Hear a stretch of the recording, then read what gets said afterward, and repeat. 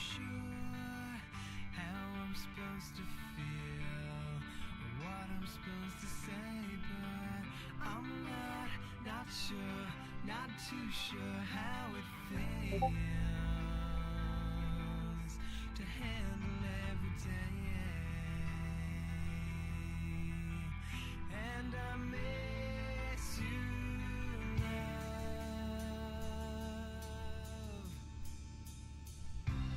Make room for the prey, 'cause I'm coming in with what I wanna say, but it's gonna hurt, and I love the pain, a breeding ground for hate, but I'm not sure, not too sure how it feels to handle every day like the one that just paused in the crowds of all the people.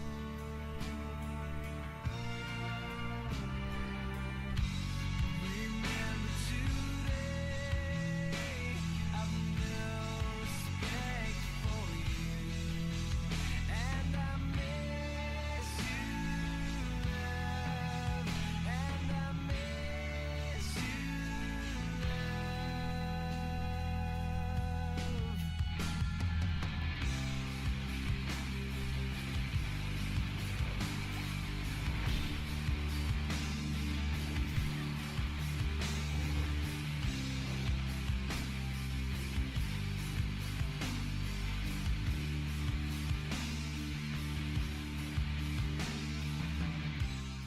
I love the way you love, but I hate the way I'm supposed to love you back. And it's just a fad, part of the teenage expurgating. I'm not sure, not too sure how it feels to handle every day like the one that just passed in the crowds of all the people.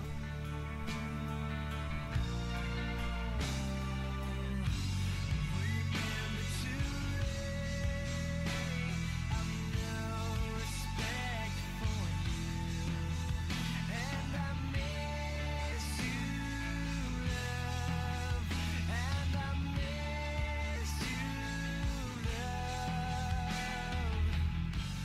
Remember today, I've no respect for you, and I miss you, love, and I miss you.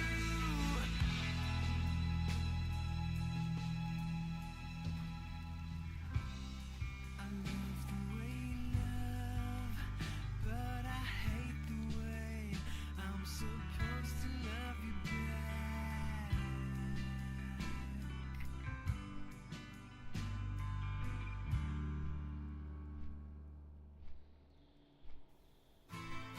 That was weird. It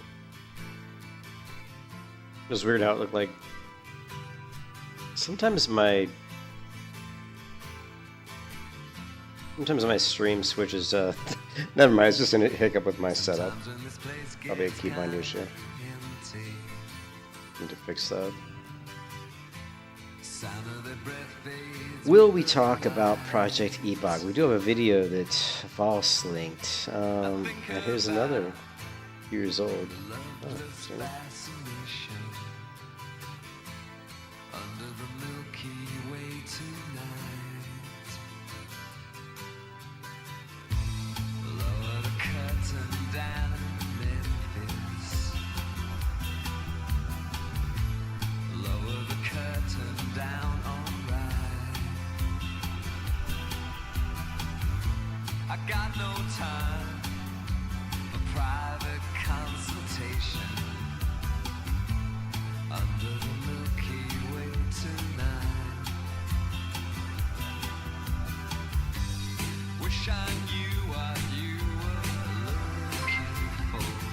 seems to answer it.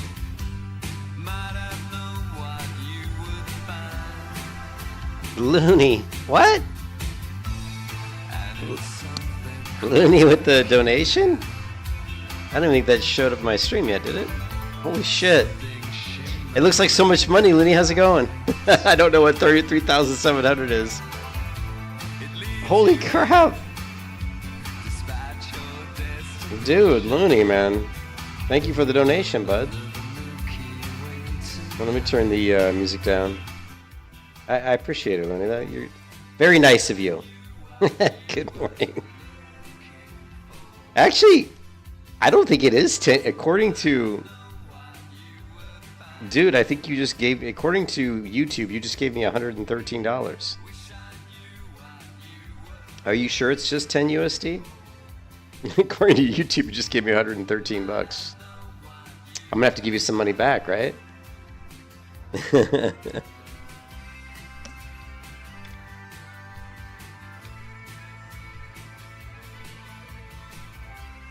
Did you type too many zeros, or is YouTube wrong?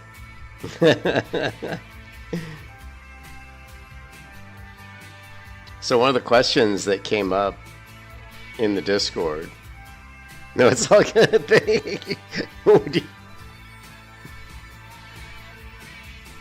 So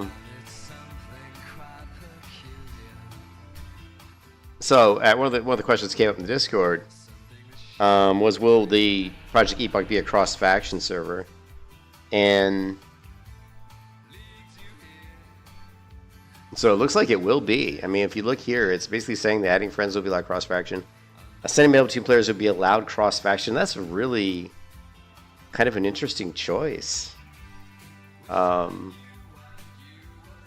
It's kind of weird. You know, I don't think I've ever really played on a server where I could like email direct. That can't. Sending mail between players will be allowed cross-faction. That just seems odd, doesn't it? I don't think I've ever played on a server where I could, like, on a Horde character, send mail to an Alliance character. All auction houses will be linked and cross-faction. I don't really have a problem with the auction houses being cross-faction. That just means that more people can, you know, there's more stuff in the auction house. And it's just, wow, it's kind of interesting. And then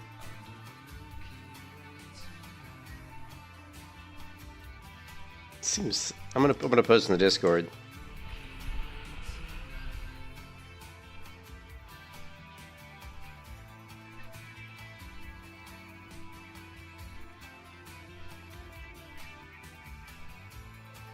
Huh. Yeah, I don't like that. I'm not a fan of that. I'm not a fan of that either, to be honest. Like, let's look at the, okay, so the countdown. This is pretty old. Like, this is from, well, yeah, this is a pretty old article, right? In 2023. Calendar invites will be cross-faction. Okay, I don't really care for that either. Basic chat features such as say, yell, and whisper will be cross-faction. I personally, I don't like this. Chat channels such as, I don't like this. Who this will display with factions, I do like that. Adding friends will be allowed cross-faction, I do like that. Expecting other players' talents will be allowed cross-faction, I don't like that. Sending mail between players will be allowed cross-faction, I do not like that. In-person trade will be allowed, I do not like that. All auction houses will be linked cross-faction, that I don't have a problem with. So, yeah, that's just kind of, I mean, it takes away from the kind of the whole war mode feature of cross-faction in a way, you know? I don't know.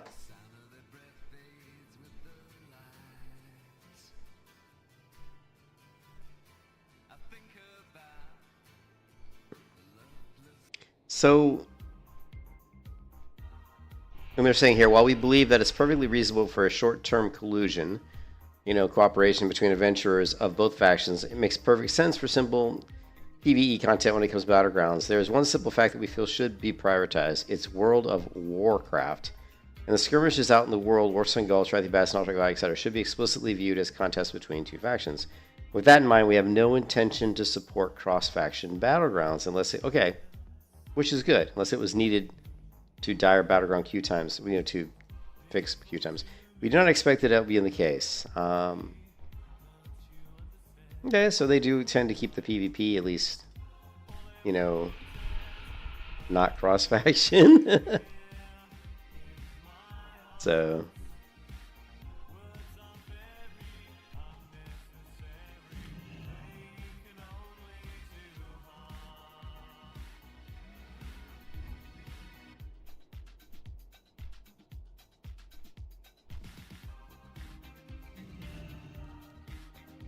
well, I think the major changes. Actually, there was. If we go to the server to the website, um, there's a lot. I mean, there's actually a lot, Looney. But I mean, I would say the major changes, probably that a lot of people would think would be major changes, would be the new class kind of. Let's see. I mean, this is a major change in my opinion. You know, being able to play a dwarf shaman, for example. So shamans will be now on the alliance, which normally wouldn't have been the case.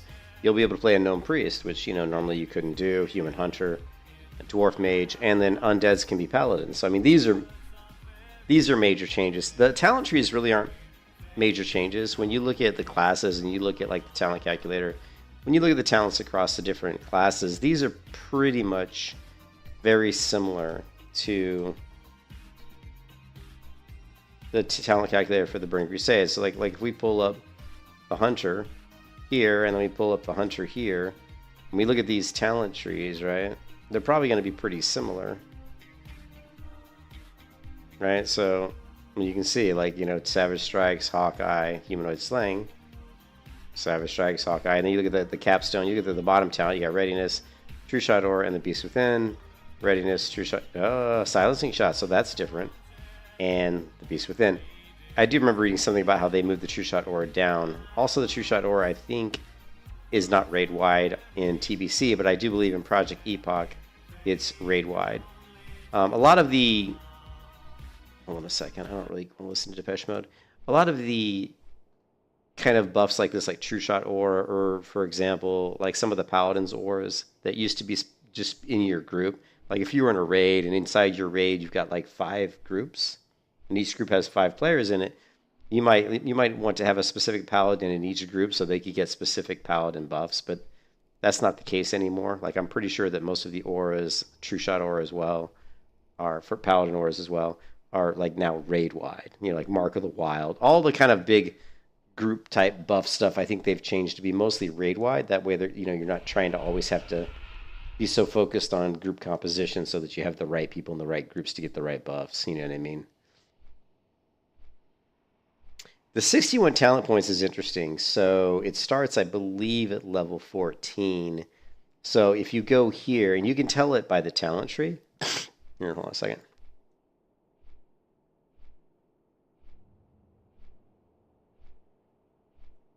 And to clear my throat. If you go to the talent tree here and you put 1 talent point in, you can see it's going to say required level 10. So you're going to start getting talent points at level 10, just like you would in regular World of Warcraft. And you'll get 1 talent point about every level until you reach like level 14. So if I put here talent point, okay, level 11. If I put 3 in here, level 14. But you'll notice I'm level 14 and I've applied 5 talent points. My next talent point, I'll still be level 14, right? Boom. I'm still level 14. So you get 2 talent points at 14. And then let's say you go here, 15, 16, 17, 18, and 19. But guess what? At 19, you get 2 talent points. So if I go here, boom, I'm still level 19. So it looks like maybe every 5 levels, maybe. So 19, so we're going to go 20, 21, 22, 23, 24. And I'm going to assume that boom, still 24, right? 25, 26, 27, 28, 29, 30, or 29, 30, and then 31. Let me go back. So 28, 29, 29, 30, 30, 30, or sorry, 32, 33, 34, and then 34 again. So yeah, you get 1 talent point at level 10, and then every 5 levels you get 2, and then I think at like level 60 you might get, I'm not sure what it is, but if you go through the talent calculator, you can see how many talent points you get each level.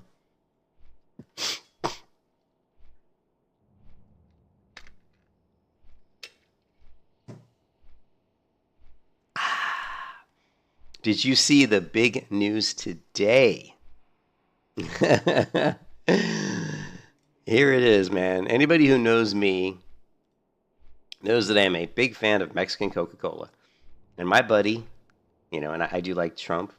He's got a lot of faults, but I'd rather have Trump than that other douchebag candidates for the Democrats. Trump, I've been speaking to Coca-Cola about they're using real cane sugar and Coke in the United States, and they have agreed to do so. I think I'd like to thank all those in authority in Coca-Cola. So Donald Trump asked Coca-Cola to start using real cane sugar, which I myself buy 4-packs of Mexican Coca-Cola probably 2 to 3 times a week. Those 4-packs cost about $8 each. Now each 4-pack has a 4 16-ounce bottles of Mexican Coca-Cola, made in bottled in Mexico, because in Mexico they use real cane sugar, right? And so I'm paying like $8 at 2 or 3 times a week, because that's my only vice that I have, right? Oh yeah, I'm sure he's busy with the Epstein files, but we're not going to talk about that. But I'm just happy that Trump is, he's got his priorities right. I'm saying that jokingly, but it does make me happy that he did that. So, seems weird to send mail from Horde to Alliance. I guess for all, it might seem weirder to not be able to send mail to your guildmates. I don't understand that. I don't understand. If you are in a guild, it's Alliance. It's faction based. Why would you not be able to send mail to your guildmates? Nullswite was saying, I said seems weird to me to send mail between Horde to Alliance, and then Nullswite says it seems weirder to not be able to send mail to your guildmates. I'm like, that doesn't make sense. If you're in a guild, the guild is Alliance, right? Unless the guilds are cross faction. Are the guilds cross faction? That's fucked up if the guilds are cross faction. Let me take a look. Maybe that must be what it is. Let's look at the. So yeah, I guess so. Wow, that's fucked up. That's fucked up. I think that's fucked up. I'm not really a fan of cross faction guilds. That seems just. I don't know. That's what it says. That seems so weird. Let me ask in the Discord. Let's go ask in the Discord, right?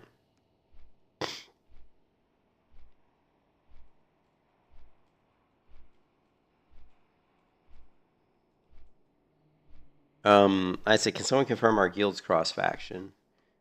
I don't want to sit here and say that this is like. I don't want to say that, because who knows? Cross faction guilds could turn out to be a good thing, right?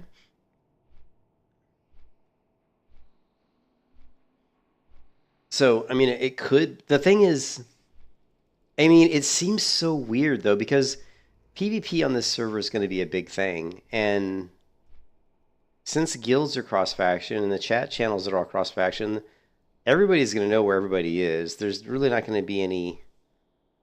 It could be like where the horde like get together and say, "Hey, we're going to attack Stormwind," and the Alliance don't know on a normal like WoW server, because they don't see like horde communications in general chat, or you can still keep it private, obviously, but it just seems odd. It seems like an odd choice,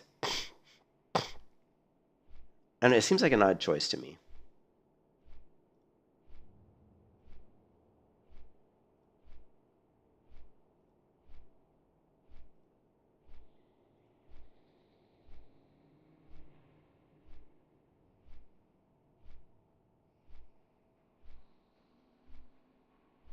Yeah, that seems really strange.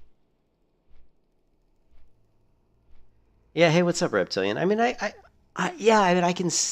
The thing that I've never understood, and I've talked about this before, is if you have a problem with faction balance, it's super easy to fix.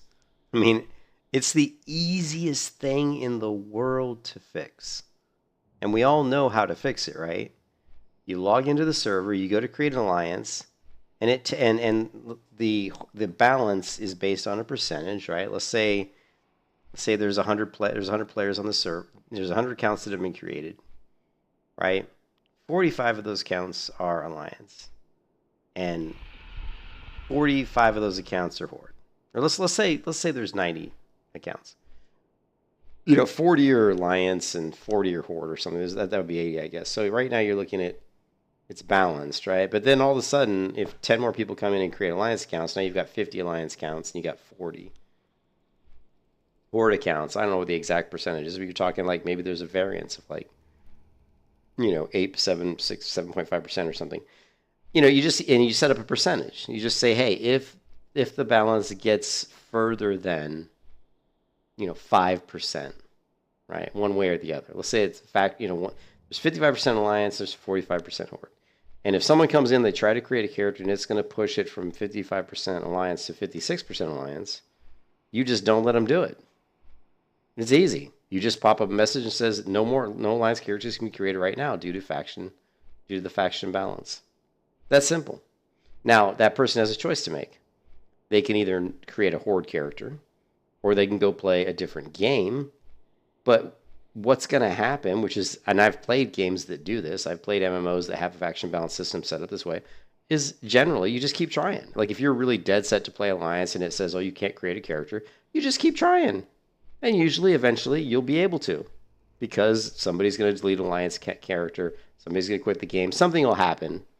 Usually you'll be able to get in. It might take time. Maybe it'll take a day or two, or maybe it'll take an hour. Who knows? Or you can just create a fucking Horde character and be done with it. Most people, if they really want to play on Project Epoch, and if they're taking the time to download the Epoch client, I guarantee you they do. If they were told they can't create an Alliance character because the faction balance was too skewed, do you really think they're just going to walk away from the game? Probably not. They took the time to download the client, set it up, actually know about a private server called Project Epoch.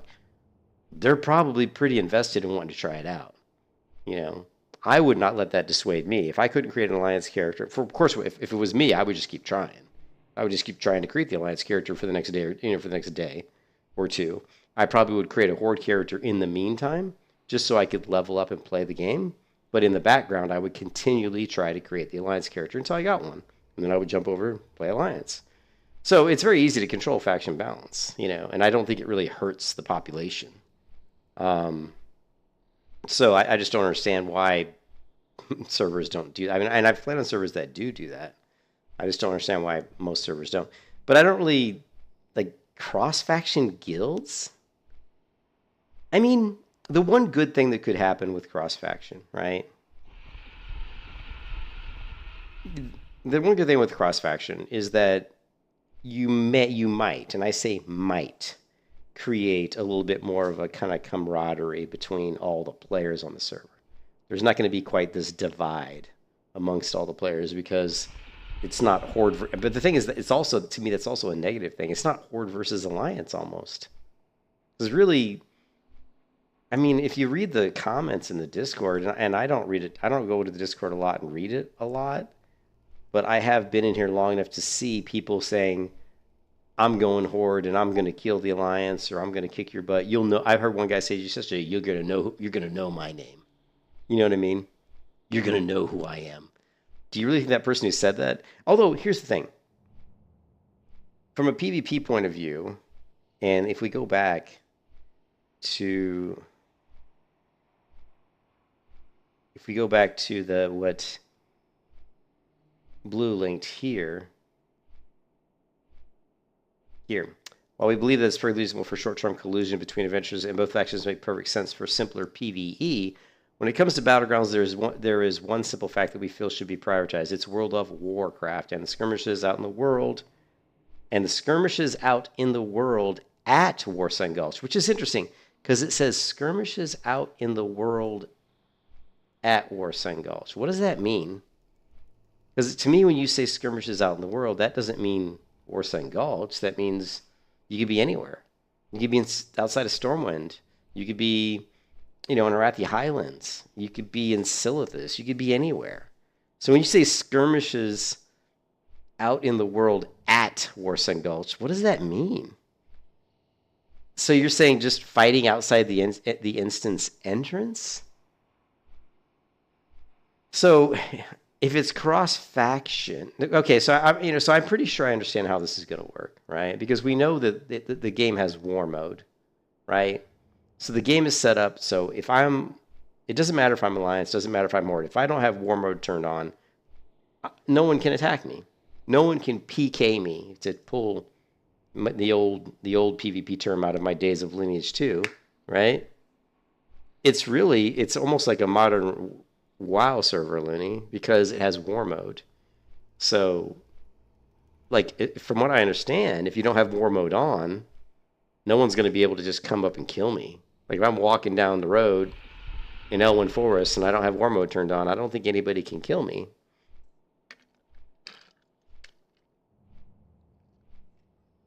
But here's the thing. I think a lot of the people that are interested in this server are PvPers. I also think that, well, I mean, it does mean PvE server, sort of, because it means until you turn it on, it's PvE, right? Let's see if we can find more information about that.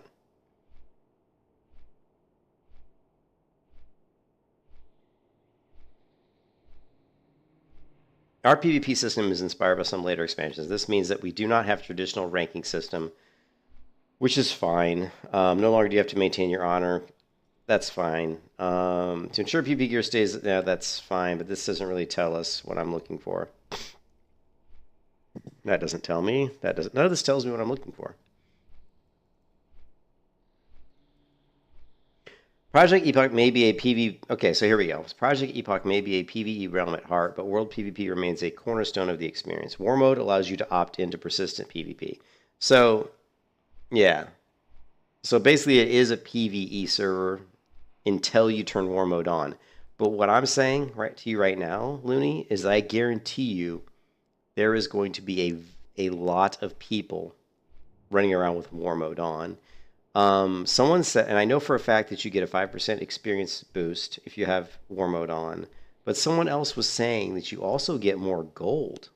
You're also rewarded more gold, and I don't know if that means from like quests or just general looting of mobs. But someone also said you get more gold, and then something else like, so running around with war mode on is going to be like you're going to have like a leg up as far as getting gold and getting experience. So I do think a lot of people will. And the other thing that's interesting about war mode is you can't just toggle it off. Like, I mean, you can, but it costs gold to toggle it off. So if I'm level 10, I don't think you can turn on PvP until you're at least level, it may be 10 or 15, I'm not sure. I think there is a level. I could be wrong. Let's see if we can find out.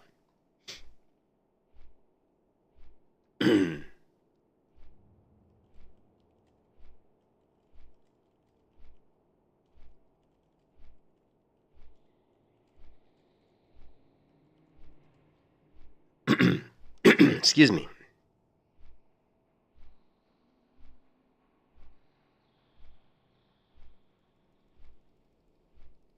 But here's the thing. If you turn war mode on and you want to turn it off, let's say you're like level 10 or level 15 or something and you want to turn it off, it's going to cost you like a gold.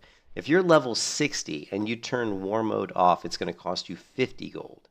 So the higher level you are, the more gold it costs to turn war mode off. So they're trying to encourage people, if they want to opt into PvP, to stay opted into PvP. They're trying to encourage that, right? They don't want people just like doing that thing. Like if you've ever played on a Terra server, 15. I thought that was 15, so thank you.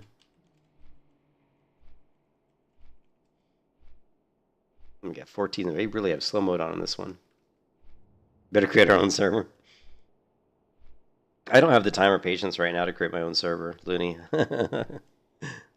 or maybe I would,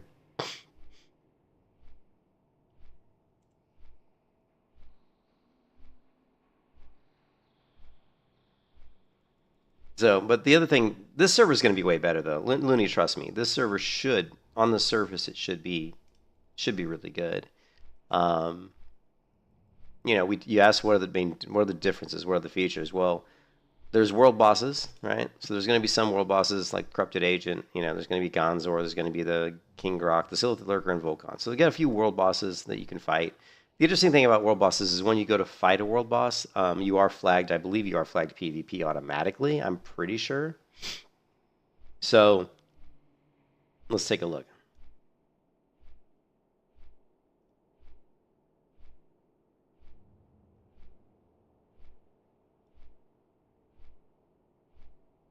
It doesn't say here, but I thought I heard somewhere where they were saying that when you were fighting the world bosses, you were flagged PvP.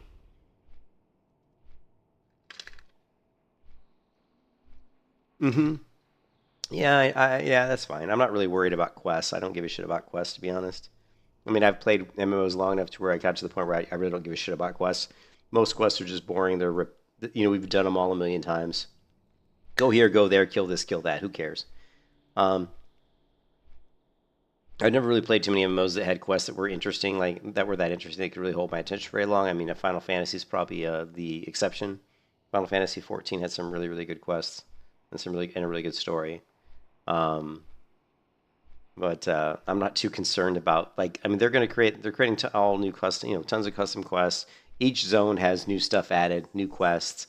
A lot of zones have new areas. If you go into, let's see,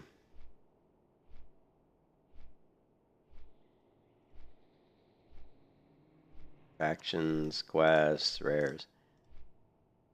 You can see here that locations, right? So they've added the Iron Forge airfield, so level bracket 15 to 18. They've added the Manor Mismantle, which really looks like where you would kill Stalvin.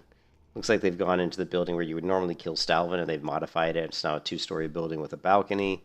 I'm not really sure how much content you can stick into just one building, but destinations both new and old have changed.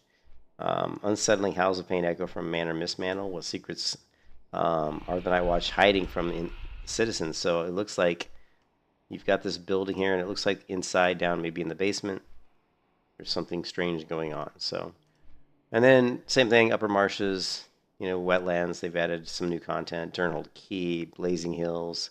Blazing Hills is in Arathi Highlands. I'm just trying to look at these pictures. We're trying to see if I can figure out if I can locate where these exist.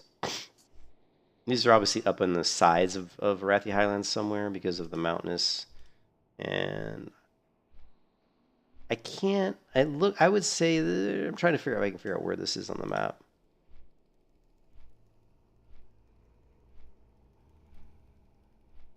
I mean, this to me looks like it's looking towards the Alliance flight path. But this path here looks like custom content. I wonder if they modified the geography. And this looks like it's up on top of a hill. So I'm going to guess that probably what they did was opened up some sort of a path that goes up into one of the hillsides that was previously inaccessible. And that's where this new area has been added. We've got a ring of strength similar to the Ring of Law or something like in the Burning Crusade. You go in and you fight waves of monsters. I always thought that was kind of a cheesy way to get loot, but I guess a lot of people liked it. Jungles of Strength lies the Ring of Strength. There was a ring where even the toughest fighters will struggle. Witches will fight. I mean, if it's good, if the content's good, if it's difficult and challenging, then of course I'll like it. To me, it always comes down to the challenge. If this is so difficult that I need a group of very skilled players to complete, then I'm all for it. But if it's super easy, it's just a matter of getting 5 people together, we can just kill 5 waves of mobs really easily to get some really powerful loot, then I'm not really for it. I think that's kind of stupid. So it just depends on how difficult it is. Spring Socket. This is in the Badlands. Again, this looks like elevated, like up in the elevation somewhere. It looks like maybe they've carved a path up somewhere. So it looks like they've modified the terrain, because this is definitely up high in the air somewhere in the Badlands. And the Harvest was the Swamp of Sorrows. Yeah, Swamp of Sorrows. This also looks elevated. Once again, it seems to be a common theme here, where they've added areas into zones that are either on the edges of the zone or they're elevated somewhat. They're not down in the bottom. Now, this is in the Blasted Lands, and this is just, I think, the area that was probably already here. They just added, there just used to be the one tower here, and that was it. Looks like they've just added some stuff. They've added a wall here with a structure, and they've made the path, and they've added a cave here as well, though. Now, there was one cave in the Blasted Lands, but it went towards that demon area over here, and then, of course, the the gate to the Outlands would be here if that's the case, but I don't think that's the case. I think this is just the structure that was here and they added the cave, maybe. I don't know. So it'll be interesting to see where these exactly where these are. So they've added the asphalt post in Burning Steps. They've added, Andor was already in the game, but they've done some stuff. Tolbarad Island. I'm not exactly sure where Tolbarad. It says Barradin Bay. Where is Barradin Bay? Is that in Arathi Highlands? I can't remember where the Barradin Bay location is. Barradin Bay is a portion of the Great Sea off the west coast of Cistern.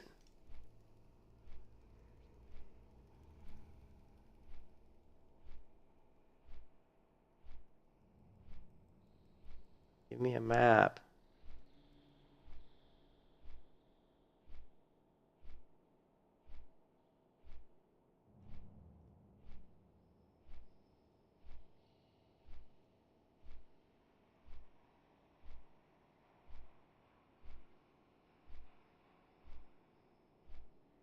Yes, they say Menethil is a portion of the Great Sea off the west coast in Central Eastern Games. It is within Barradin Bay. So this is the wetlands. So apparently there's some sort of island.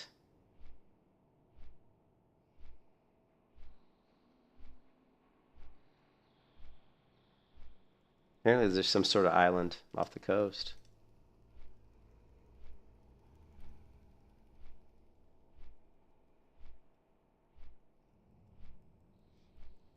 For Tolbarad Island. So that, and you can see there's an instance entrance. You can see it right here. There's a beating stone.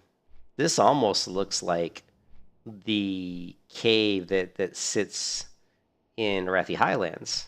Like, that one building that one cave in Arathi Highlands where there's like a pirate ship here and you do some quests. Like where the tidal charm is off of the Prince dude that's out in the water here. But I don't think that's what this is, but kind of reminds me of that. Yeah, but no, this looks like it. This looks like an island. They're saying this is like a specific island that is probably off the coast of the wetlands, I would imagine. So yeah, so there's all of that new content. You've got the world bosses, major factions. You also have factions, it's just reputation-based systems. So there's different things you can get from different factions. You can go through and look at these, but there's gear, there's recipes, enhancements, cosmetic rewards, companion rewards. There's some mounts. There's the Horde mount, the Alliance mount. Now if things are cross faction, right? Like if Alliance and Horde and everything's cross faction, I would imagine you probably could get the Horde mount. I would imagine if everything's cross faction. There's the Swift Zaver mount, and so there's that stuff.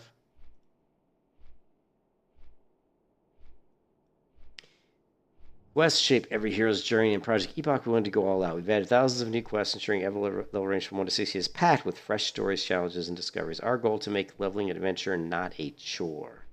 The sheer scale of Project Epoch's questing overhaul is nothing short of expansion worthy, with over 1,500 new quests. This rivals the number introduced in the Burning Crusade, a full-fledged expansion in its own right. These quests touch every corner of Azeroth. The leveling experience from 1 to 60 has been enriched with fresh storylines, ensuring each zone offers new adventures. They've also, I believe, in some instances, changed the leveling range of some of the zones as well. So, and there's also a Lore Master achievement. So we have the achievement system as well, which is, I believe, Wrath of the Lich King achievement system in the game. But so when you ask me, Looney, what's the major difference? There's a ton of stuff. There's like a ton of stuff. You can't pet camp people in Stranglethorn as much as you want to.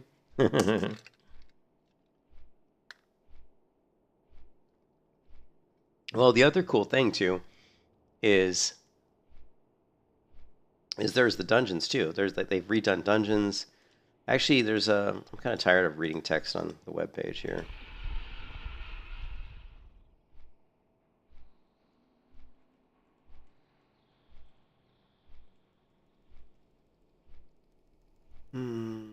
Oh, I haven't watched. There's Hidden Dungeons, Strength of Veil, Middle plus Party Moment.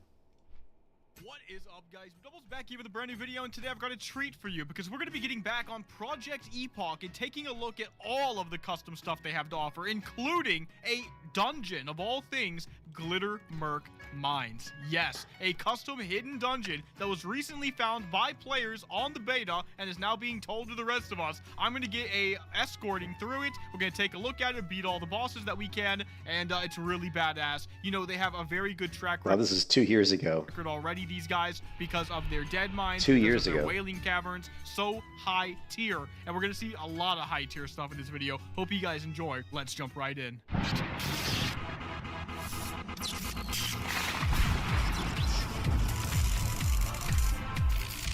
Alright guys, so today we're going to be taking a look at Project Epoch's hidden custom dungeon. Yeah, apparently some level 40 beta testers figured this out, and well, I've been told about it. Now they're telling the community about it because people have discovered it, and I thought I want to make a video on it. A really big deal. So we're going to be assets, but when we did, like, for example, the level 30 dungeon, the one that was in Ashenvale, that one was actually really good. So this is Glitter Merc Mines. It even Glitter Merc Mines.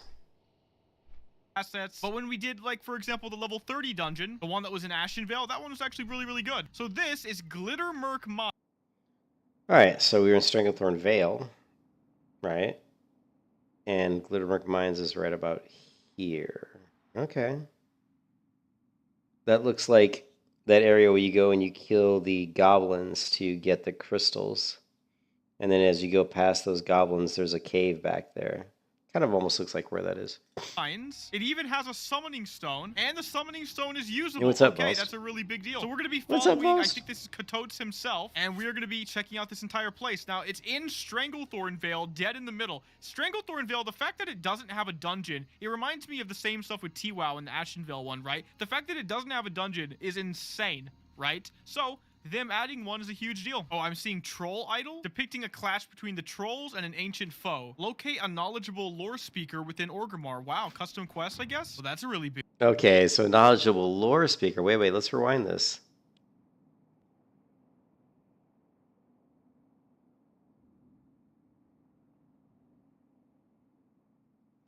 I mean, this could says locate between the trolls and an ancient foe. Locate a knowledge... Before you was an old and weathered idol, vaguely in the shape of a human, however unfathomably ancient. This may be of interest to a knowledgeable lore speaker, the most notable of which can be found in Orgrimmar, Valley of Spirits.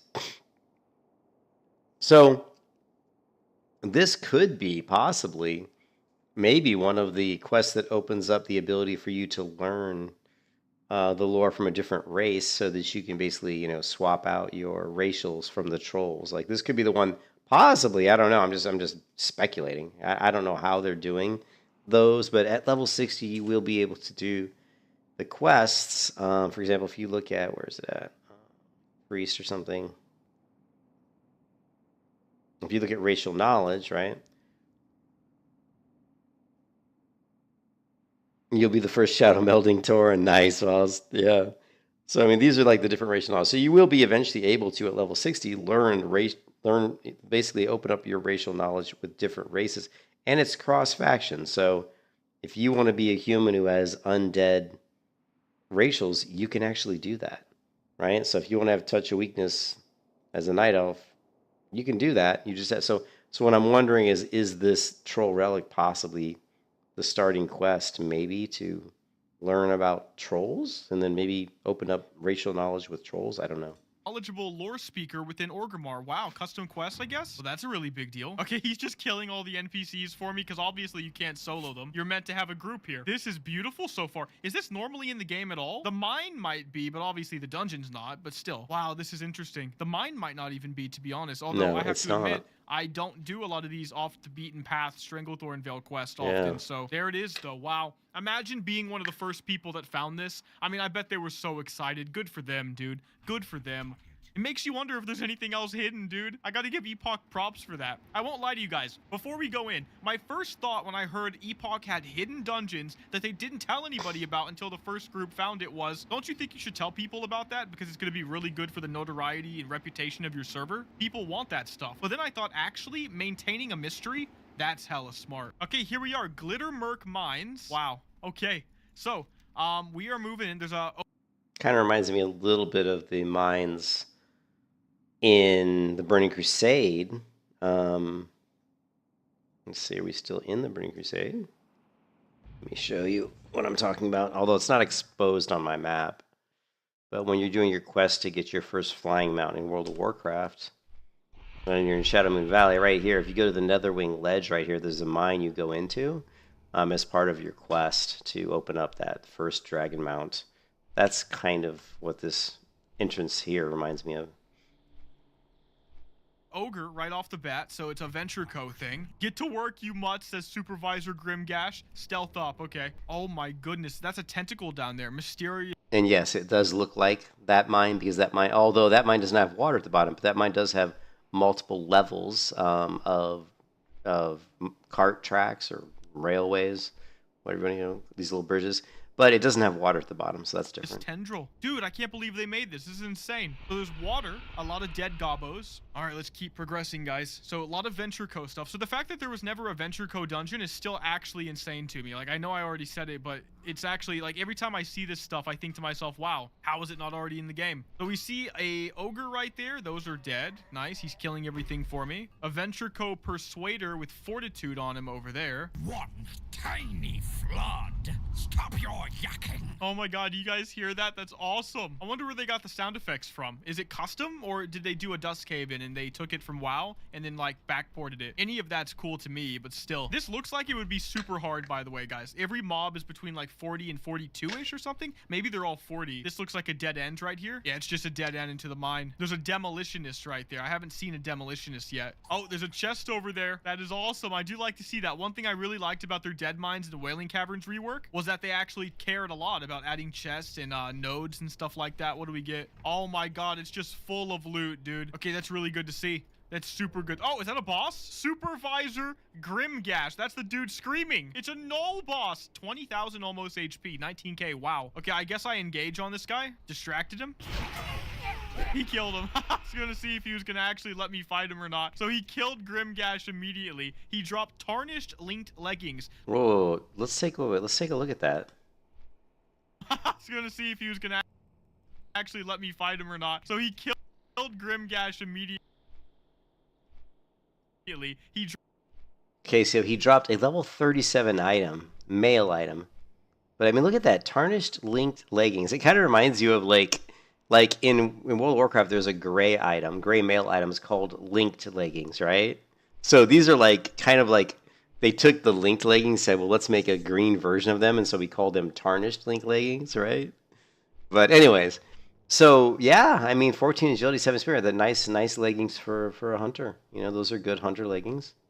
Drop tarnished linked leggings. So this is staying in that vanilla feel too, right? Because it's not just going to give you a bunch of overpowered gear. So that's the first guy. I wish we could see more of the mechanics and stuff, but yeah, I like the fact that it wasn't like a super powerful blue item. I think, you know, I've always been a fan of scaling back on loot. I think loot is great, but I think that the game should, I think that MMOs really need to kind of get away from the gear grind, although I think the gear grind is what most people are interested in to a certain degree. But I do believe if you kind of make magic or powerful items and stuff like that a lot more rare, it's a lot more exciting when you do get them. So I would, you know, try to scale back on the power creep, so to speak.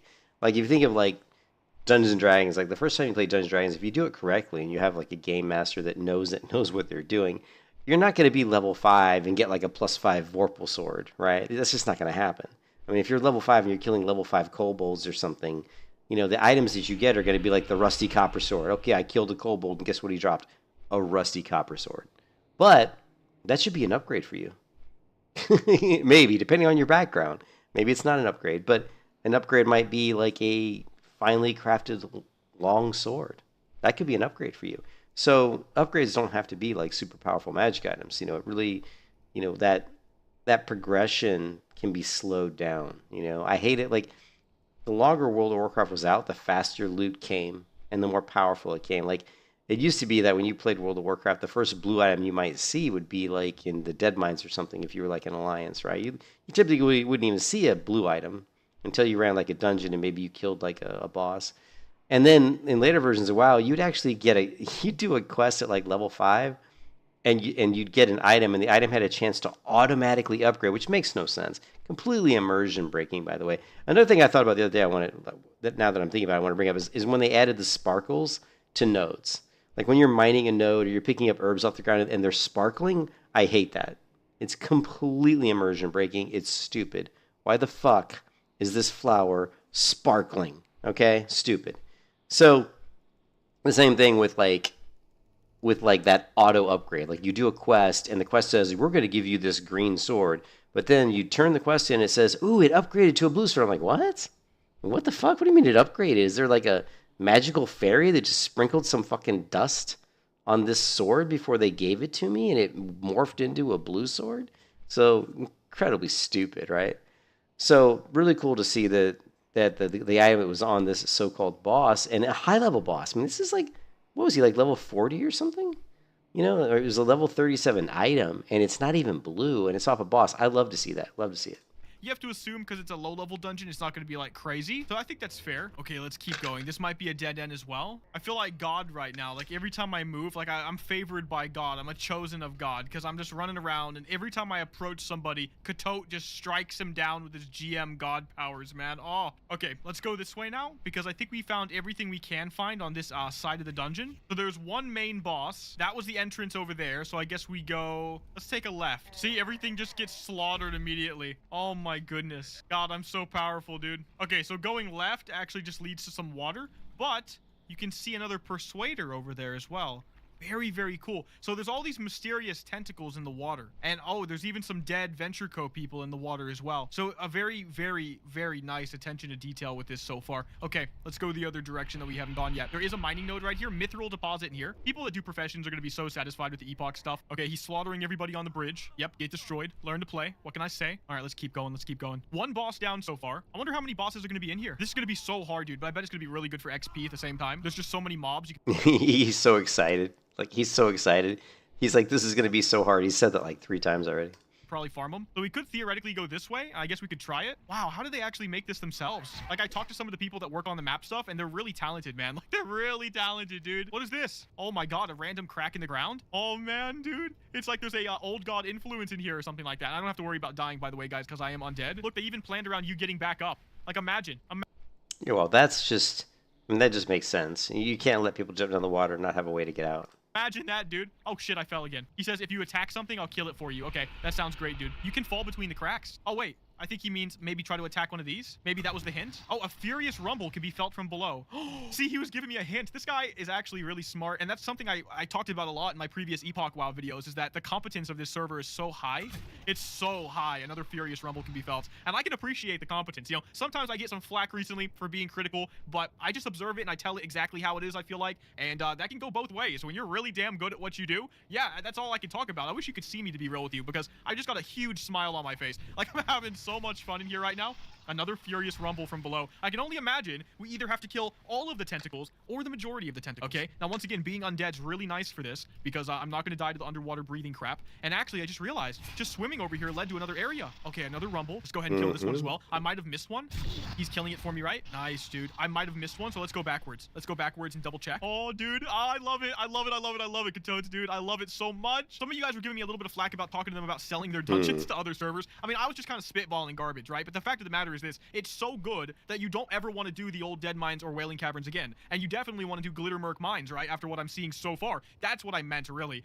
Just trying to convey that in so much, you know, in so many words. But I don't want to play a private server that doesn't have the Epoch dungeons anymore. Oh god, I knew it! You kill all the tentacles and a boss appears, the Kraken, and it's just his tail or his fin, or no, it's his arm, right? He's like an octopus, perhaps. 20.6k HP. Oh, and he's dead, so we don't get to see the mechanics. Look, this guy's looking for a Silithid Lurker mini boss fight. Epoch has so much good custom content. He says, I think I bugged his loot by killing too fast. Okay, that makes more sense. That's totally fine. When I put that poll up the other day, the majority of you guys said you wanted to see custom class changes or classes. Which of these is the most exciting thing that a private server could offer to you right now? Original vanilla feel, okay, custom classes, class changes. I think this is pretty much a no-brainer. I think everybody looks at vanilla and they say, hey, you know, I want to see some of the really big issues with some of the classes rectified. For example, like a paladin should have a taunt ability, you know, to make paladins better tanks. Maybe, you know, feral druids have a little bit better DPS output for, you know, something like that. Or maybe, paladins, have some sort of way to regenerate mana a little bit because they obviously have huge mana issues. Custom races, I don't. It's interesting, 7%. I think that's cool. I mean, because I think zone quests. I think kind of really adding cool new storylines in the zones. Even though I like to say that I'm not a big fan of quests, it's not that I'm not a big fan of quests. I'm just sick of doing shitty quests. You know what I mean? So if quests are really good and really thought out, I love them. But they got to be good and they have to be well thought out. And then custom content, dungeons, raids, and zones. So that falls into what you're saying, Valst.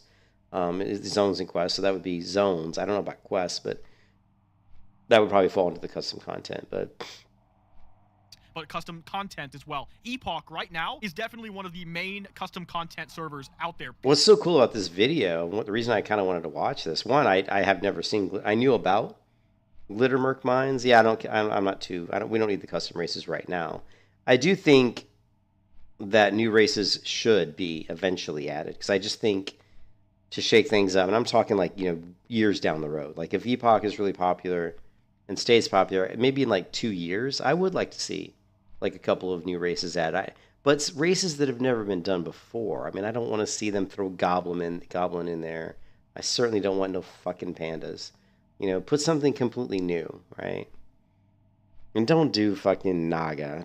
Don't cop out on me and pull out some Naga bullshit. Period. It's going to rival Turtle WoW. But I wanted to see this because it is an older video. And don't pull no fucking... Don't go woke with the Drakthir on me either. I want to see this because it's from 2 years ago. I mean, this just blows my mind that this content, the Glittermerc stuff, was in here 2 years ago. And one of the things that I got out of that developer video or the interview video with the founder of Project Epoch was, and what he said basically is, hey, look, we've been working on this for a very, very long time. There is a ton of content. So one of the questions they asked is, like, are you going to be planning on adding like new content to the game, really soon or something? I can't remember exactly how that question was posed, but he said, look, we've been working on this for like 3 or 4 years. He goes, we've already added so much content. He's like, it's going to take a while for everybody to go through all the zones and experience all the new content. He's like, we're not going to be focusing on adding a lot of new content right now because we've already done that. He's like, that job is done, right? Yeah. I think that's one of the most exciting things is that there is a lot of mystery to it. Like they said, we've seen what dungeons they have, but it kind of makes you wonder, because there isn't a lot of stuff on the Epoch site. Like if you go here and you look at, and their site's not the best layout because, like to me, features, one of the first things I would put under features is I would put like, dungeons and raids. I would have put that as an option in the menu. It was like, how do I find that? Or instances, okay, I take it back. Instances, I guess, is pretty good, but that's actually a good way to do it. I just didn't see it, so I reneged. I take that back. So they've said that the Dead Mines, right? The Dead Mines, Wailing Caverns, and Glittermerc Mines, and Barrett Hold, and Stone Talon Caverns. But it makes you wonder, Vals, maybe there's more. Maybe there's more than this. I mean, the fact that they actually had the Glittermerc mines and they didn't tell anybody about it in this beta and that people had to find it, makes you wonder if maybe there isn't maybe something else that they might have added, not told anybody about. It'd be interesting if that's the case. In many ways, but the competence might actually... I definitely think there's going to be hidden stuff for sure, but will there be like an entirely hidden dungeon? That would be super cool. Be higher, no offense to anybody. I'm just telling it like I see it. Oh, God. Evasion. But it's definitely going to be ahead of so many people, guys. Like, oh my goodness, this is so good. So we're going this way right now, commentating as we just kind of run along.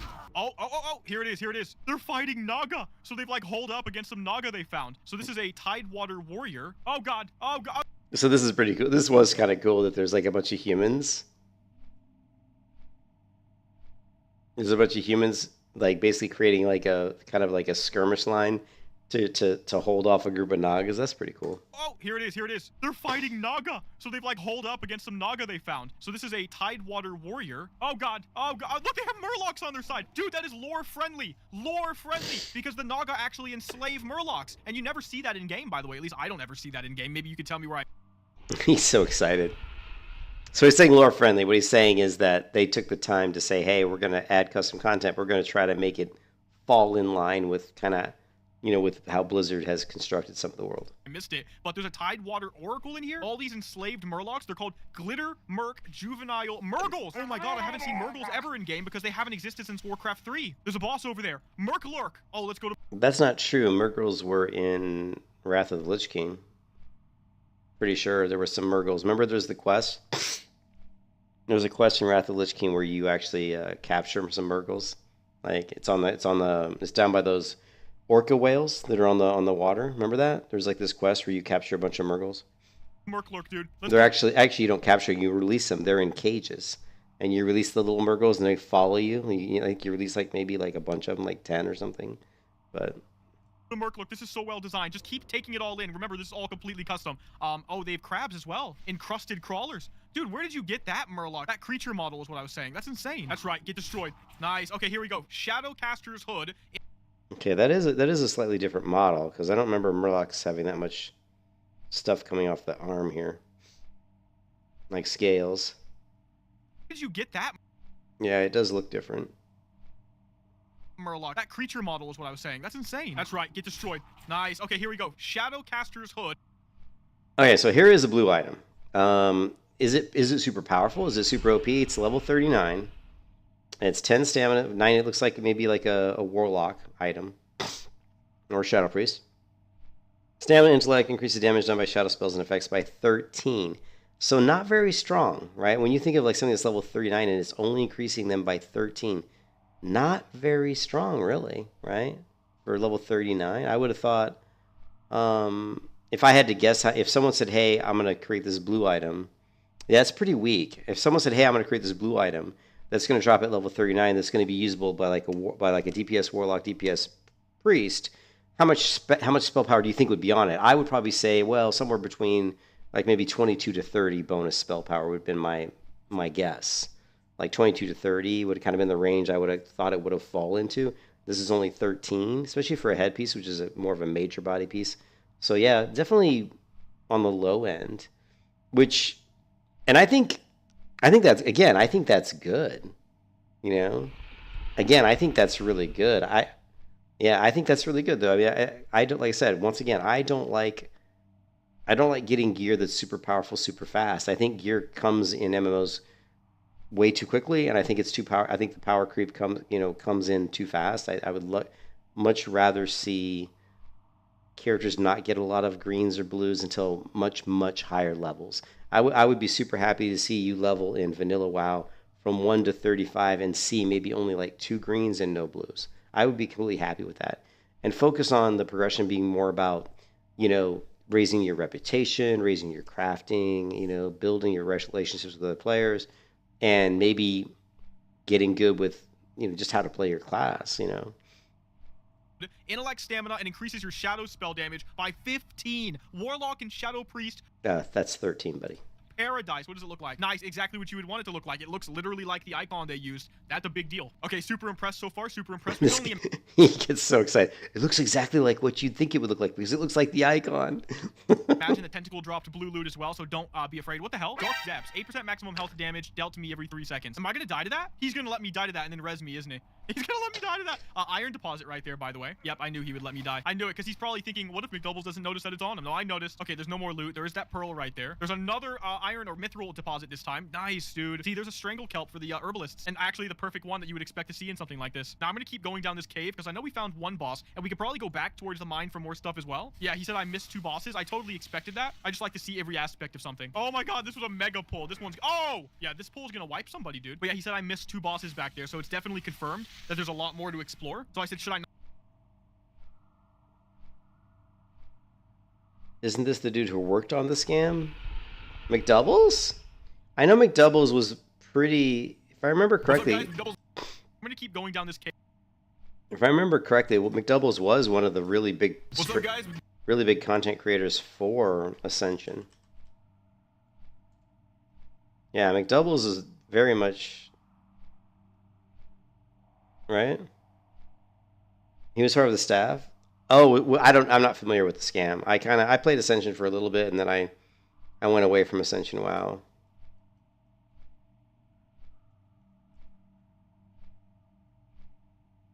But yeah, McDoubles was definitely one of the big, streamers and content creators for Ascension. He was always very hyped for it, and he did a lot of content for it. He was part of the staff that the scam that's been in early access for like 3 years now, making people pay to try it. With no intent to ever actually release. Yeah, I played it. I actually paid for it too. I paid like a certain amount of money to get into the Conquest of Azeroth, and I played it, and it was just buggy. Like I could see. I mean, it was cool. Like if you go to my channel, you can see me playing Conquest of Azeroth. I mean, it was kind of neat. It was the Sun Cleric. So let's just do search for Sun Cleric, right? So I played the Sun Cleric. The reason it was like, and you can see here the spells at the bottom of my screen here, the custom spells for this class.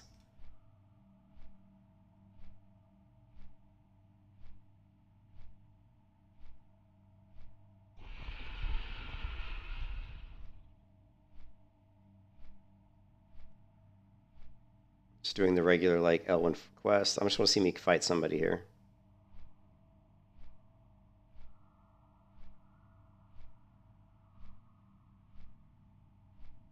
I guess I'm not going to fight anybody. Okay, here we go. Sunflare. So all they really did, what really separates Project Epoch from a lot of private servers is that they're actually able to create custom content that is genuinely completely custom. They've gone in with using like using TypeScript and like I said, there's even like a version of Blender they're using, which I didn't even know existed until a few days ago, which is Blender WoW.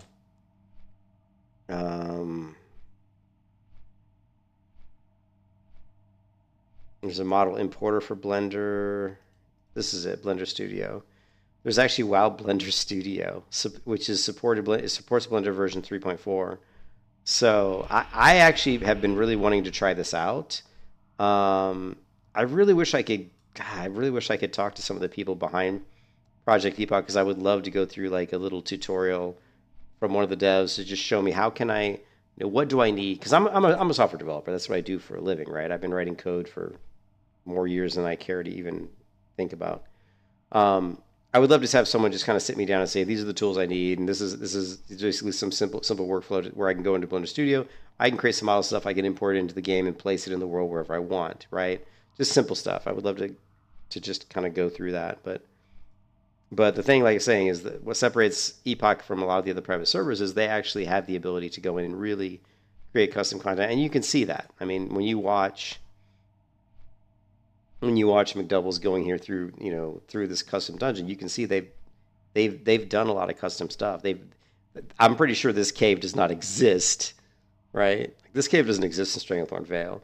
Now, this cave may be a replica of other caves, so it's possible I don't know how easy it would be to say, hey, take one layout of one cave in WoW that already exists and move that to a different location. I don't know, but you can see when you look obviously at the Dead Mines. You go to Project Epoch and you look at the dungeons, right? And you go to the Dead Mines, you can see that they've custom created textures. Like this texture here on the wall here, this concrete is a completely different texture. This is not the normal texture that existed in the Dead Mines.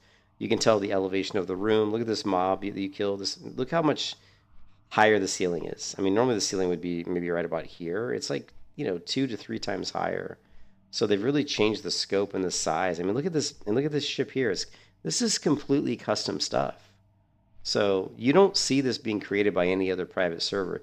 Like Turtle WoW did some stuff, but the quality of what they did, and no shade on Turtle WoW because I like Turtle WoW, but the quality of the work that they did on their custom content is nowhere near this quality. This is much better. Cave, because I know we found one boss, and we could probably go back towards the mine for more stuff as well. Yeah, he said I missed 2 bosses. I totally expected that. I just like to see every aspect of something. Oh my god, this was a mega pull. This one's... Oh! Yeah, this pull will wipe somebody, dude. But yeah. How easy is it to download Epoch? Can you just nab everything via the website? Or I'll tell you what, the way I did it, and I set it up a long time ago, but the way I did it is I did it this way. I go right to Warmain. Wow, right? Warmain. And I go download. And I say, give me the Wrath Lich King client. And I say, boom, download. Right? and they have some sort of Go file here, but normally usually there's like a direct download. We can't download magnet links, get BitTorrent. Maybe you can just do a BitTorrent, but I usually go to Warmind, download the Warmind client, then I just go to Project Epoch, and I go to how to play, create your account. Here's the base client, and then what I do is after I've downloaded my Warmind client, I just install the Epoch updater, and then I just launch that, right? And then when I launch the updater, like mine doesn't do it, but the first time you launch that updater, it should ask you where it should ask you the folder of your client. And so you just point the updater to that client folder, then it's going to update the client with the files it needs to run Epoch stuff. But you can grab their client here. Yeah. You know, you can go, and I've never done it this way, but it looks like it's got a direct download. Actually, I think there was even a mention of it on their Discord server. I think Magic mentioned it recently.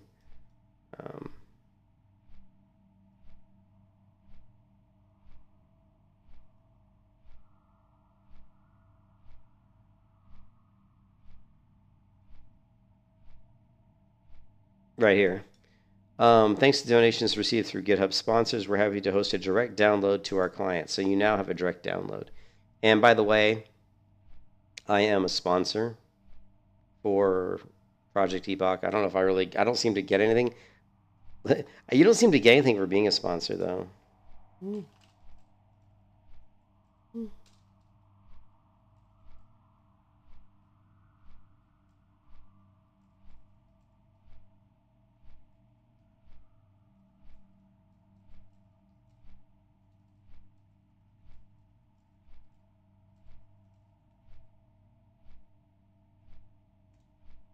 So if you go to donate here and go to here, you can sponsor Project Epoch, and you can see I'm already a sponsor. I just give them $5 a month.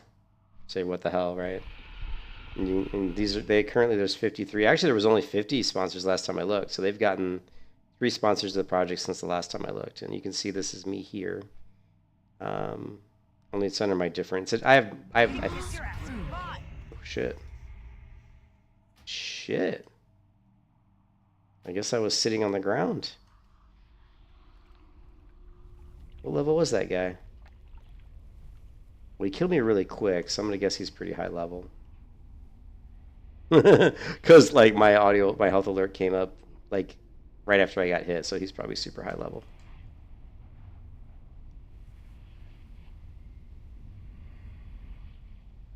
But yeah, you can download it right after. What time on Saturday? I think it was 12 o'clock. I think it's noon. Noon on the 26th. That's what it said on this. I'll show you where it is on the thing. Of course, I died up on a hill. That tombstone looks a little skewed, doesn't it? Actually, a lot of these icons look skewed.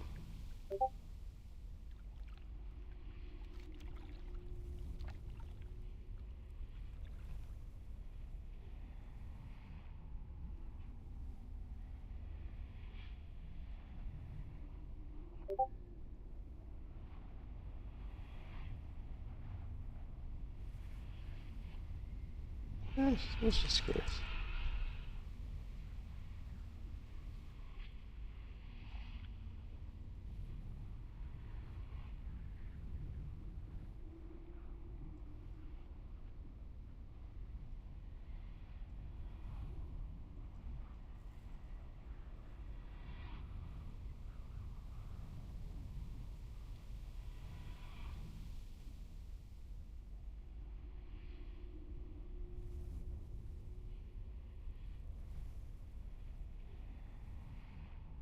I knew I couldn't go. Of course, I had to die in a spot that was hard to get back to.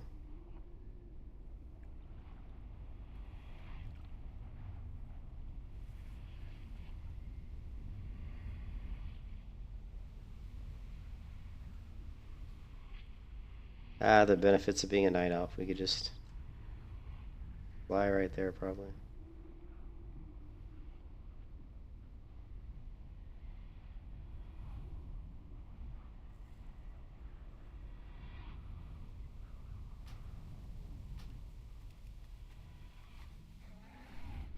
Pretty sure I was flying too. Wonder if he knocked me out of the air. Hmm.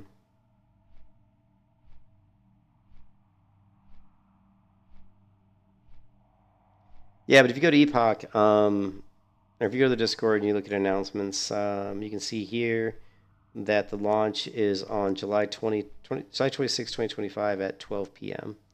So 12 noon. I'm assuming that's my time. I'm assuming the code he used to insert this into here is showing your local time. I would hope. I don't really know, but yeah.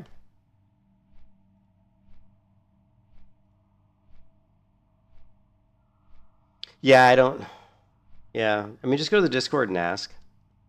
I've had good luck today and yesterday, but there was like a few days there. There was quite a while there when I would ask questions on Discord and I'd get absolutely no response. But that hasn't been the case lately. Lately, I've been getting responses, which is kind of nice. So, um, yeah, this last weekend before Epoch is going to be a slog. I quit drinking and takeaways. See, this is the kind of stuff that kills me. Make sure to exercise a lot, drink a lot of water, stretch, and take care of the to-do list this week. Like I hate the mentality that a lot of people have where they try to consume the content of a game as fast as possible. And that's a new thing. That's something that started in the last 10 years. Like when we started playing MMOs back in like 2000, 25 years ago, we didn't approach MMOs from that point of view. It wasn't a race. It wasn't a race, and it never should be a race. MMOs shouldn't be a race. MMOs should just be a walk, man. You should enjoy the game. Why are you trying to race through all the content? Why are you trying to be like, I finished it, I did everything? Who fucking cares, man? You're supposed to be playing the game to have fun. I just don't get that mentality. But you can just tell these people, they're so excited. I'm just going to no life it, and I'm going to get to max level as fast as possible, and I'm going to complete everything there is to do in the game as fast as possible. Then what? What do you do then? Then it's just all about e-peening and bragging, being like, look what I did. I just don't get it. I don't get it. Yeah.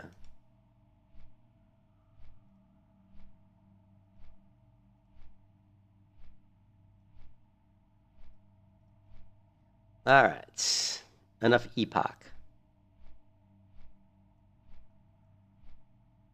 No, there is. There is definitely a direct incentive, but my thing with that is yeah, if you get to max level before other people and you start getting like, especially on this server ripoff, for example, since there's so many new items, like 2,000 new items that exist in the game, if you're max level faster than everybody else, you're going to be looting a lot of these new items faster than anybody else, which means you're going to be putting them in the auction house before anyone else, which means you can demand top dollar because the items are so new and so rare, and especially if they're going to be really unique. So yeah, I get that. There's going to be huge, but the thing is, I don't. If I was like 15 years old and living at home and didn't have a job and had no responsibilities and I could just play the game 24/7, day in day out, yeah, maybe I would do that. But I'm older. I'm married. I have a job. I'm not going to kill myself. As it is, my wife gets mad at me for the amount of time I play on games anyway. So I think a lot of that has to do. I mean, a lot of that probably has to do with how old you are, how much free time you have. One thing I learned a long time ago. I can't compete time wise with with a lot of people that play MMOs. Even when I was younger and I had a lot of time, I couldn't because there's just people that are fucking rich and they don't need to work and they don't need to do anything for money. They could just sit around and play games all day. It's just so evident when you watch games like Diablo Immortal and stuff like that, and you see these people spending $100,000-$200,000 just swiping their card because they're just so damn wealthy. It's like they don't care. They don't, Honey Badger don't give a fuck. But still, even beyond all of that, I still don't see the point. Like, you say there are incentives, but I think that also comes down to what goals do you have? I mean, if the goal of the game is just to be really wealthy, that doesn't appeal to me. Like, having the most gold on the server, it has zero appeal to me at all. So, yeah, like that doesn't, to me, it's all about like just enjoying the game, exploring the game, and again coming down to, I mean, I want to see the loot I'm really super interested in all the new items they created because I want to see how is that going to impact how I build out my characters. How is that going to impact my stat priority? Like, how is that going to impact the balance of power amongst various builds and various classes in PvP? I don't give a shit about PvE, really. You know what I mean? That's the stuff I'm really interested in, you know? So, yeah. I mean, what's important? Can you craft a bow? I know that enchanters, I think, can craft staves. Ooh. Oh man. I bet you can. I would be shocked if you couldn't. Was that such an oversight? Okay, most important here. Let's see. Most important question ever. Can you craft a bow in Project Epoch?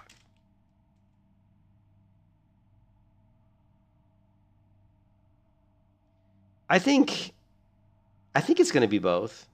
I think it's going to be both. I think because there's so much custom content, and because I've already seen people creating RP guilds. I've already seen a pretty big push for. Let's see. If you go to like guild recruitment, I've seen a big push for a lot of guilds that aren't PvP guilds, and some RP guilds. I don't know where I saw the RP here, right here, and quite a bit of conversation. Maybe not as much. Yeah, some conversation around RP as well, and I know there's multiple RP guilds, so I do think it's going to be split between PvE and PvP.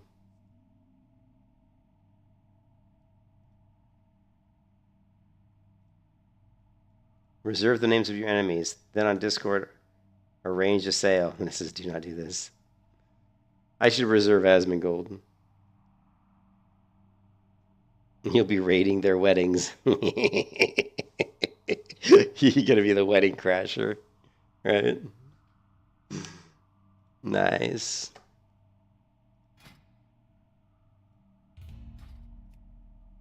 Nice.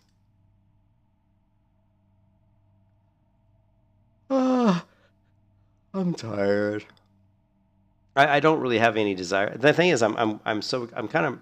I don't want to say I'm super excited for Project Epoch, but I'm pretty excited, and I'm excited enough to the point where I don't really feel like playing any other version of WoW that much. You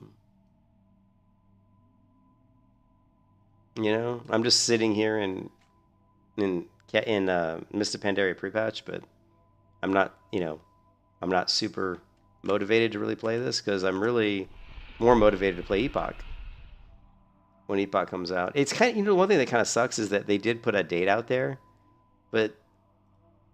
and I know they don't want to release it earlier than that, but man, there's so many people that are just waiting to play. Couldn't they just move the date up a little bit? Pinball high score. Oh, yeah. You can barge into RP events and murder everyone.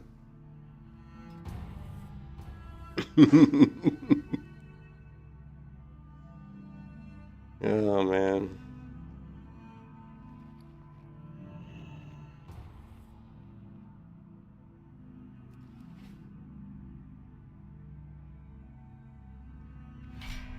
Well, I think the only reason I could see that is that, is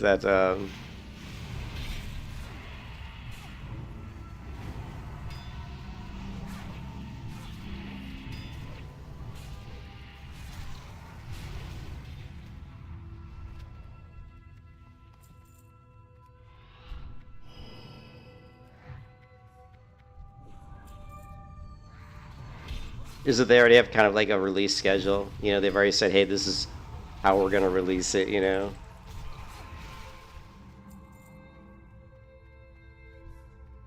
So, I don't know. We'll see.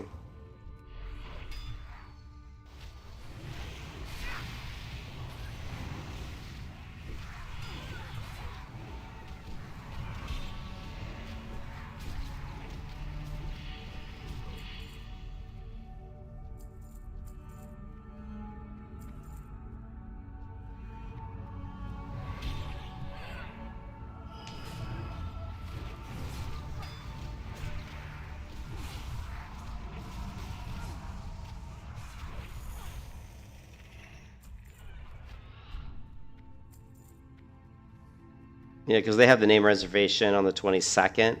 So at this point, like if they tried to like, do something a little different, it would kind of screw up their plans for the name reservation.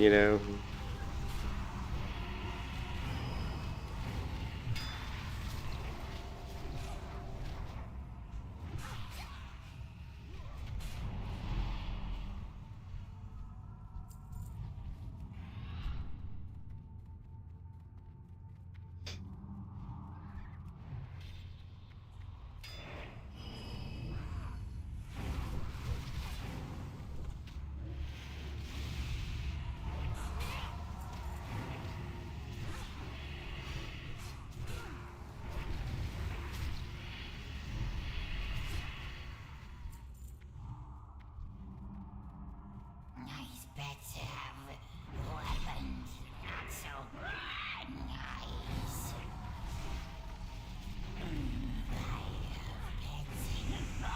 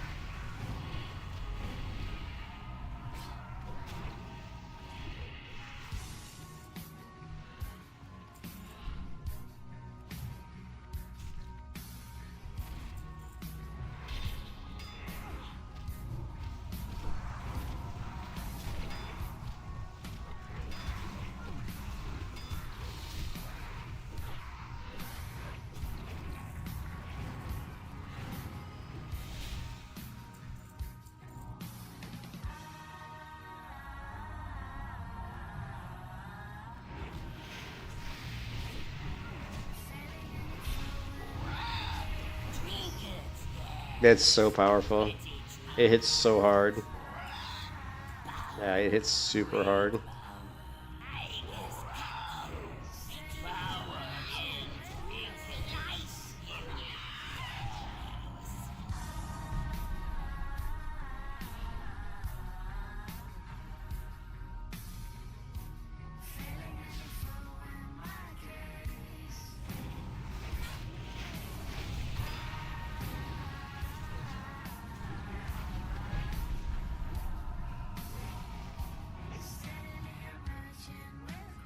You can kiss your ass. Aww. I kind of was sleeping on that one, wasn't I?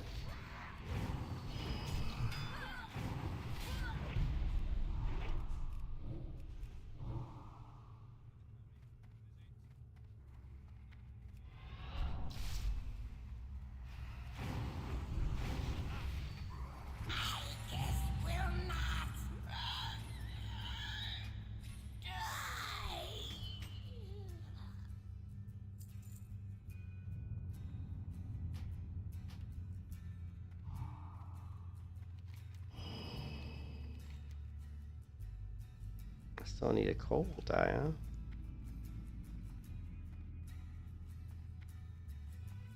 What's this new XP system I'm seeing? I have no, I don't know, man. Is that... I don't know what that is. It looks like Prime. It looks like the Prime thing, but I don't really know what that is either. I saw that showing up, and I have no idea, RJ. I just know the symbol of it looks like Prime Gaming? Yeah, I don't know what it is. Maybe it is like a rank system. Take the time to make some sense of what you want to say, and cast your words away upon the How much damage does this do? 454. Ooh. I don't know. Is a D can I even use that? Stamina and dodge neck piece, right?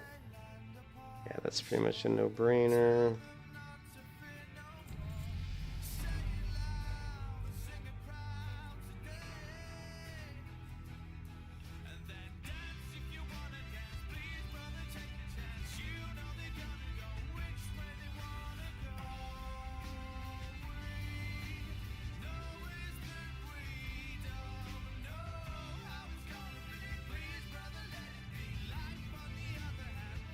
This is more of a hunter item. Does more damage, but no stamina.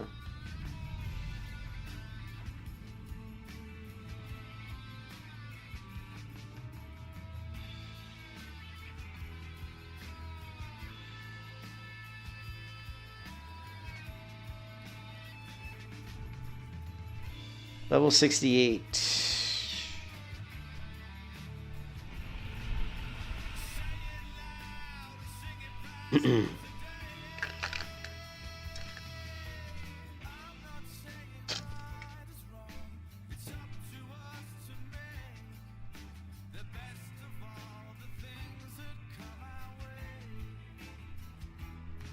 Yeah, how do you even see the XP?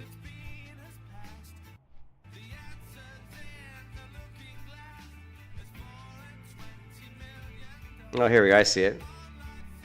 Oh, I guess these are top fans. No, see, Looney, because Looney donated some money to me. So you guys, if you want to be my top fan, you got to donate money, right? Look at Looney, 5,775 experience. Man.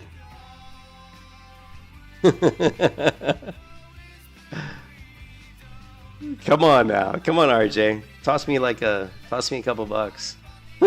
I'm kidding, of course. But, if you want to toss me a couple bucks. Voss, you're only number 2. Now Voss has donated money. Voss's number 2 was 75. Oh, he's tied with the ripoff. Well, no, it says that you're ahead, even though it says that 4 of you all have 75 experience, right? From what I'm looking at, see?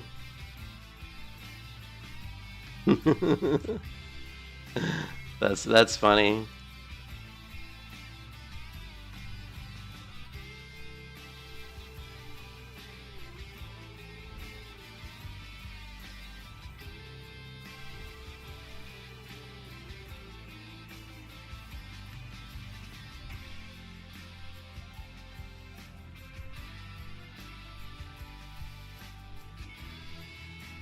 You can only get 75 per stream, yeah. Is this that stupid walk around the town quest? Have not forgotten us. Blessings upon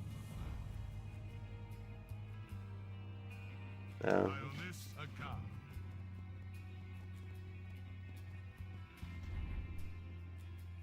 Definitely don't do that quest. Fuck, I don't even. You need something? Have a good one. Can I help you? Creep Jack, Talk to me. Epic Malone. Hi, how are you? Do the ogre quest.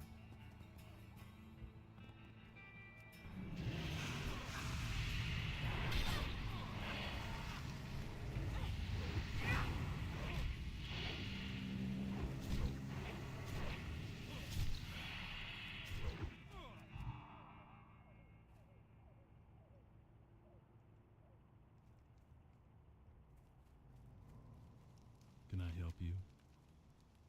Be careful. See you later. In the tavern in Shatrath. Good one.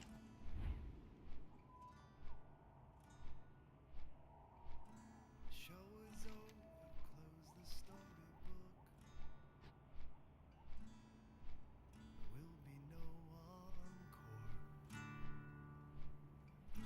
And all the random hands that I have shook, well, they're reaching for the door. I watch the backs as they leave single file. You stood stark. Where's the end? Where's the tavern? All the while. I know I can be colorful. I know I can be gray. This doesn't look like a tavern. And I know this loser's living fortunate. Dude, you know I don't do quests. 'Cause I know you will love me either way. With Harris Pilton. I don't know where that's at. Although I do remember seeing Harris Pilton. I need to go to the passive area? Well, he said red area. So I just thought he meant Scryer. When he said red, I thought he meant Scryers.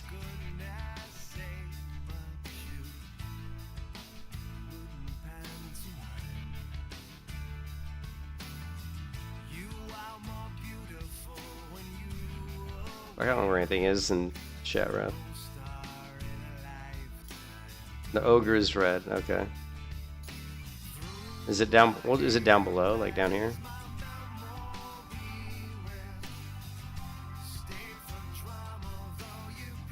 Nah, it doesn't matter. I'm just fucking around.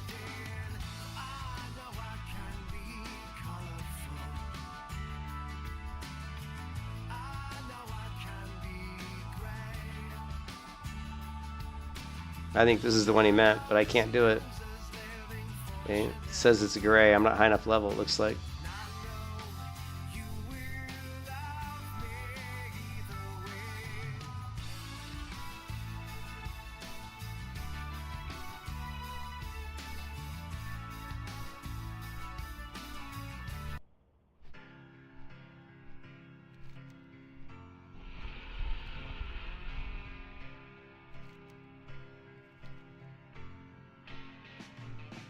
Slip inside the eye of your mind. Don't you know you might find a better place to play?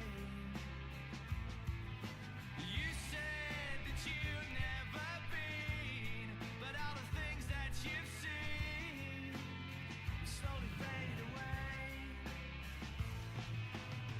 So I start a revolution from my bed. 'Cause you said the brains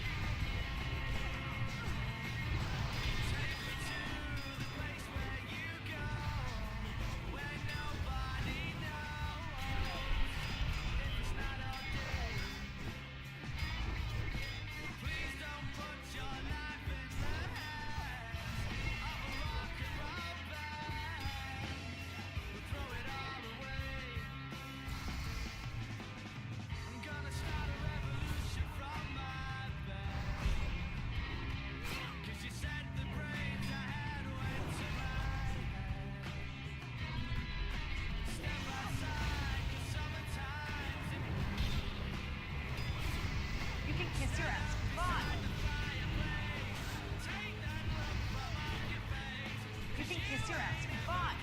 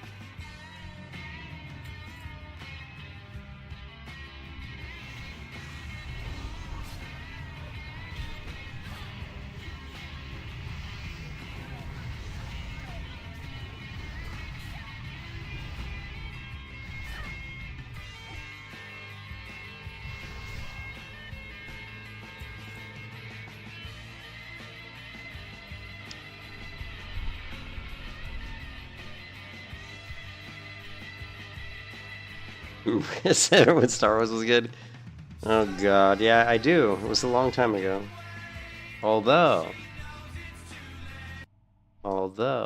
right?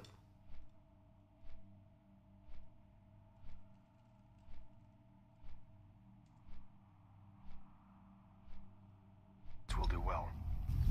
Reserve some for the foundlings. As it should always be. The foundlings are the future. This is the way. This is the way. This is The only thing we've had Star Wars that's been any decent at all is really The Mandalorian. I mean, The Mandalorian's a fantastic show.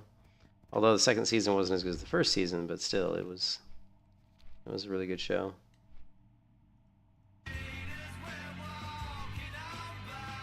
You didn't like The Mandalorian? What are you, nuts? What are you, nuts?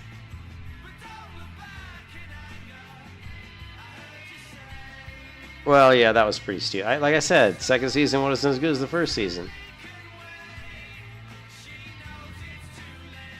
But the first season was damn good.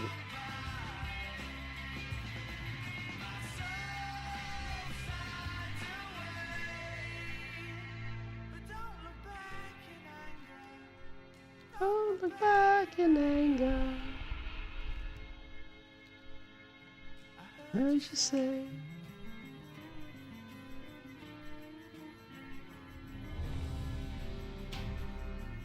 At least not today. Where the hell's the... They should be here. Yeah, I'm going the wrong way, I think.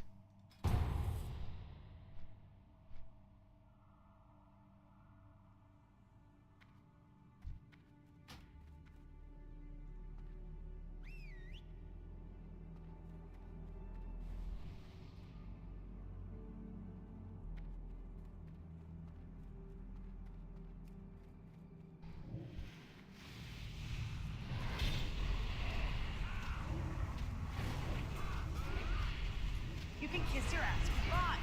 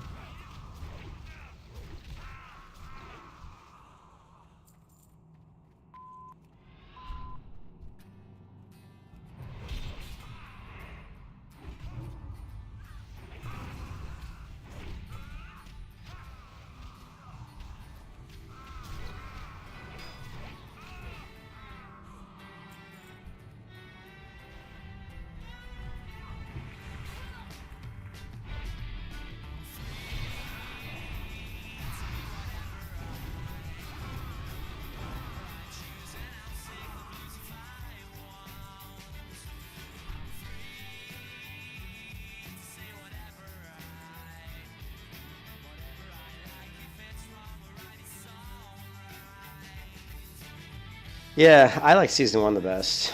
I honestly don't remember season 3. It's been a while since I watched it, but I like season 1 the best.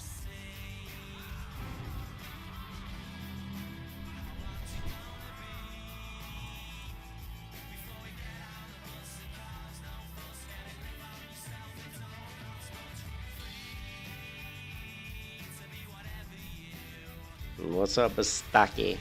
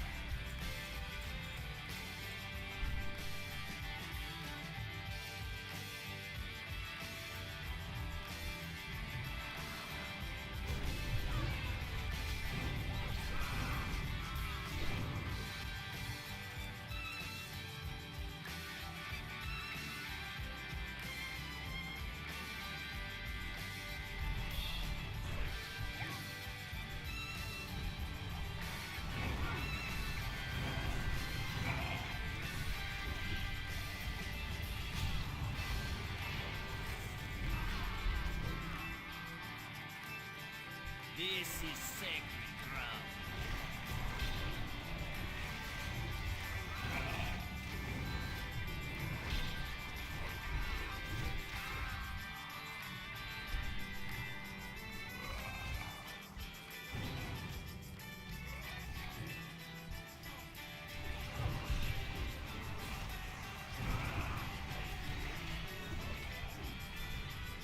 You can kiss your ass goodbye.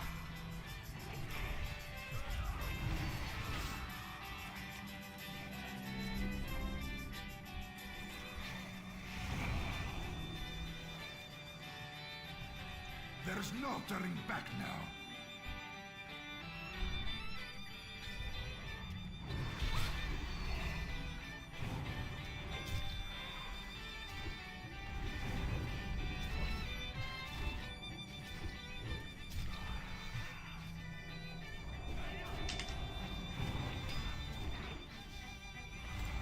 My fallen brothers, take hold and fight. You can kiss your ass goodbye. You were screwed.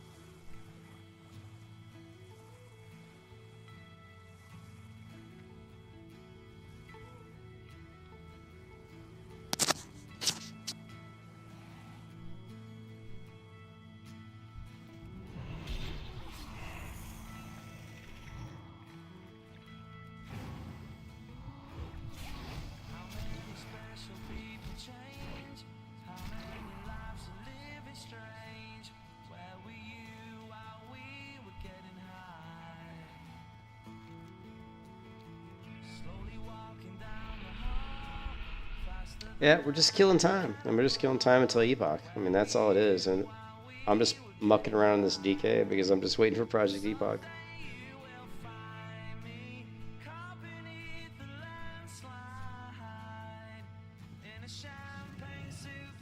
Well, I have to thank my wife for letting me reschedule what we were going to do on the 26th to a different day.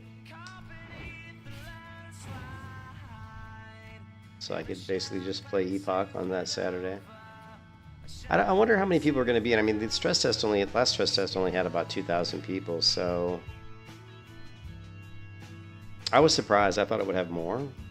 I think it's going to be around 5,000 people. I would have thought it was going to be a lot more than that, but I can't imagine the stress test had 2,000 and only had 2,000, and there would be like that much more on launch. I mean, more than like maybe 5,000. But I could be wrong. Maybe there's just a lot of people that are more interested in Mr. Pandaria, maybe? Yeah, I don't know. It's really going to be based on like streamer, because if you get like some big streamers, I mean, I know like Showback, or if you get some like Asmongold or whoever, if they start to stream Epoch, it'll take off, right?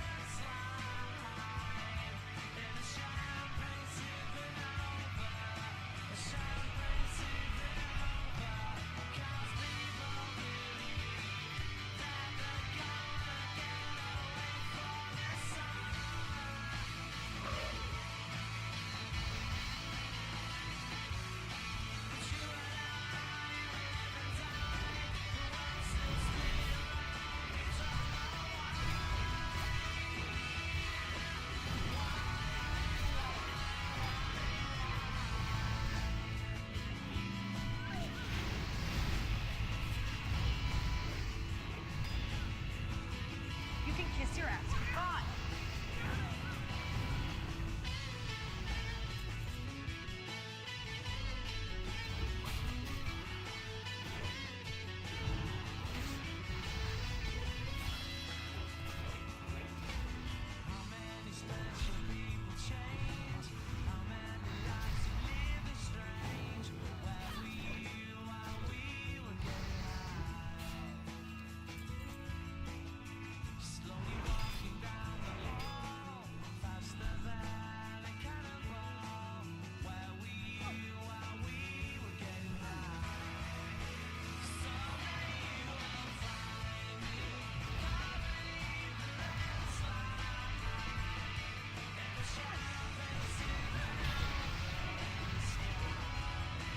You can kiss your ass goodbye.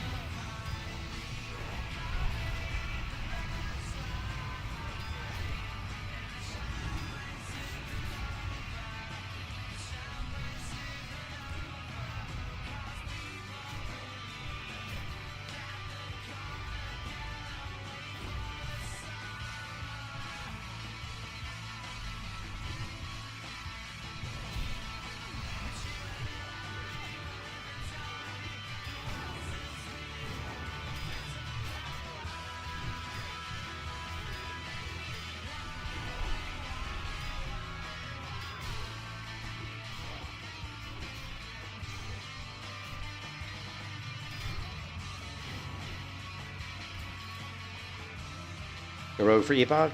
Yeah. You know, I did look at Rogue. Well, I get Rogues get access now, right? That was the one big change. I didn't see a lot of huge changes for Rogue. And to be honest, Rogue in TBC isn't the strongest, unless I'm misremembering.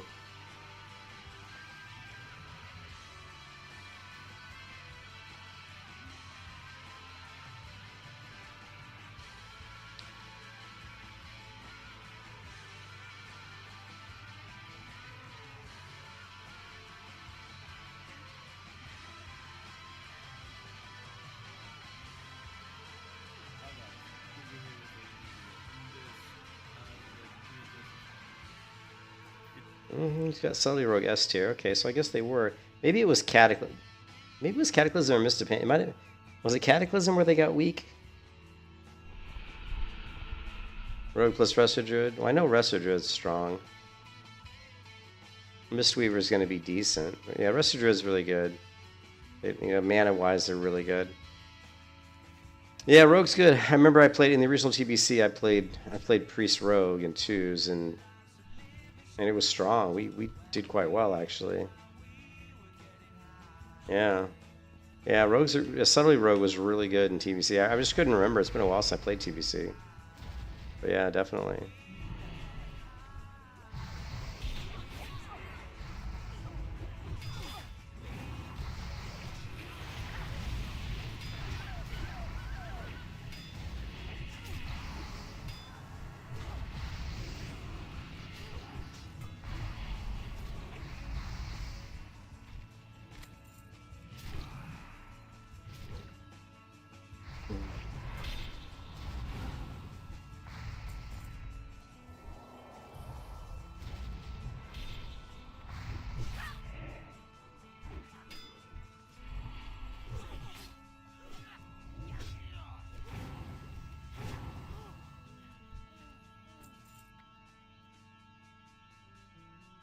Yeah, I mean, I play. I do off meta builds mostly when I play WoW these days, so I'll probably be rolling like a survival, probably melee based hunter and a protection paladin, and trying to figure out if I can see. Probably trying to fuck around, see if I can get those to work in PvP, which will be really, really difficult actually. But that's what makes it fun, is that it is challenging and it is going to be difficult to make that work. But we'll see what we can do. A lot of it's going to be interesting too. It's going to be like gear based, you know, like because there's so much gear that's going to drop that's new gear. We don't really know like how good it's going to be or like how it could affect specific class builds. So yeah, I'm really excited to try out different gear. But yeah, I'm going to be rolling a hunter, a survival hunter, and a protection paladin.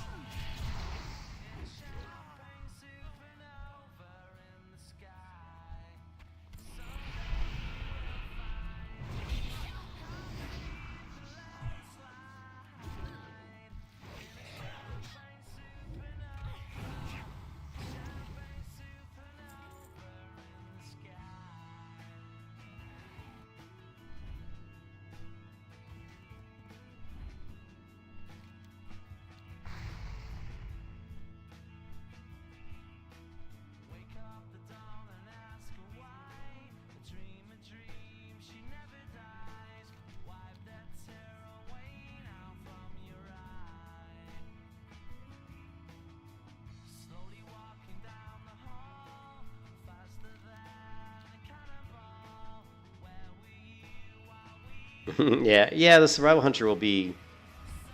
I'm not sure if I'm going to do like just like a really annoying build where I do a trap mastery and basically just like slow people down. That could be one way I'll do it. I think I looked at the build yesterday, right?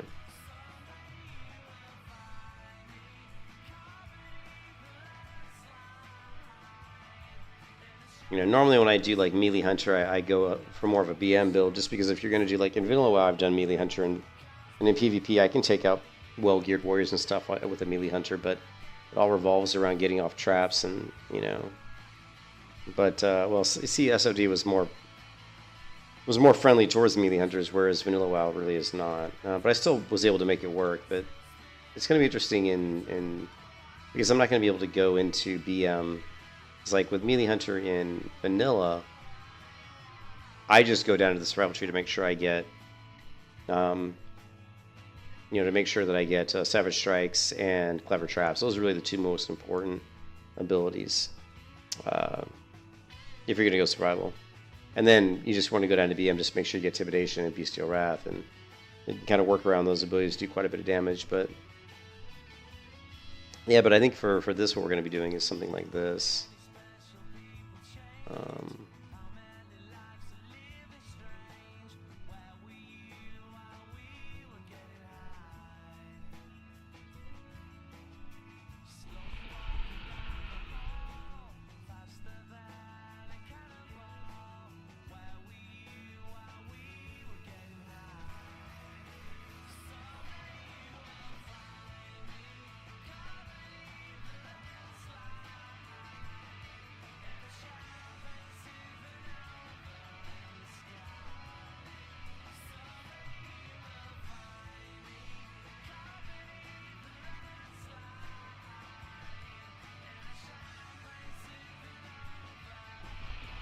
I remember how we were doing the.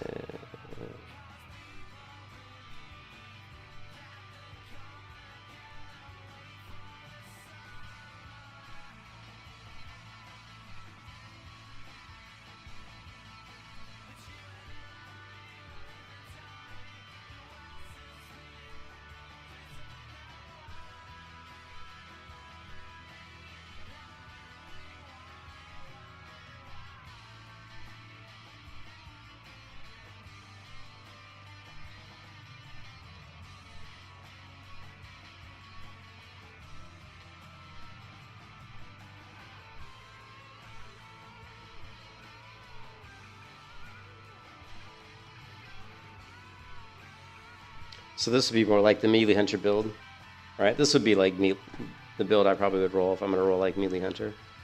Because we're not really going to be doing much ranged. I mean, the only ranged ability I'm ever going to use is Serpent Sting and Concussive Shot. I won't be using any other ranged abilities, so.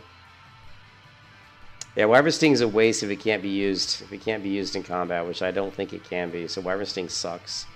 I agree. I talked about this yesterday. Like Wyvern Sting, the only time Wyvern Sting is useful if it can only be used out of combat, which is pretty much the way it worked in TBC, is that it really is only going to be useful if you see two people rushing you, and you're just going to basically sting one of them before you get in combat. But it's not great. It is good too if you engage. Like for example, let's say you're at a Rathy Basin or something, and you're down at like Gold Mine. There's two people there, and you want to engage. You could run down. You could Wyvern Sting one, you know, and try to take out the other. If they trinket, you could feign death them into it like a trap or something. But it's not great. But the problem is, where are you going to put your talent points? Like, it's going to be hard to create a PvP survival build that's a Melee Hunter build. Like I said, in Vanilla, I was able to go up against very, very well-geared warriors and very, very well-geared rogues and take them out. And I'm talking like Melee Hunter, like where I'm doing like the only range damage I did was Serpent Sting. Right, I would just Serpent Sting, but that was, you know, going down to Beast Mastery to get Bestial Wrath. We could still go down BM, because like in Vanilla, right? For example, let me show you my Vanilla WoW. So in Vanilla WoW, the way I was able to take out like really geared warriors and rogues was to go this build.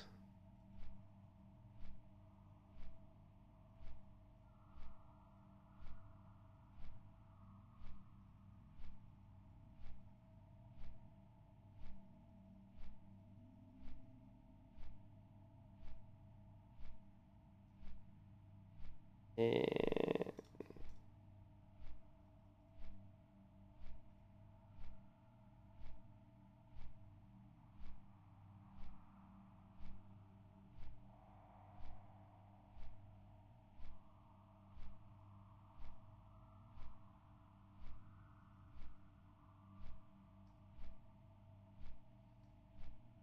was basically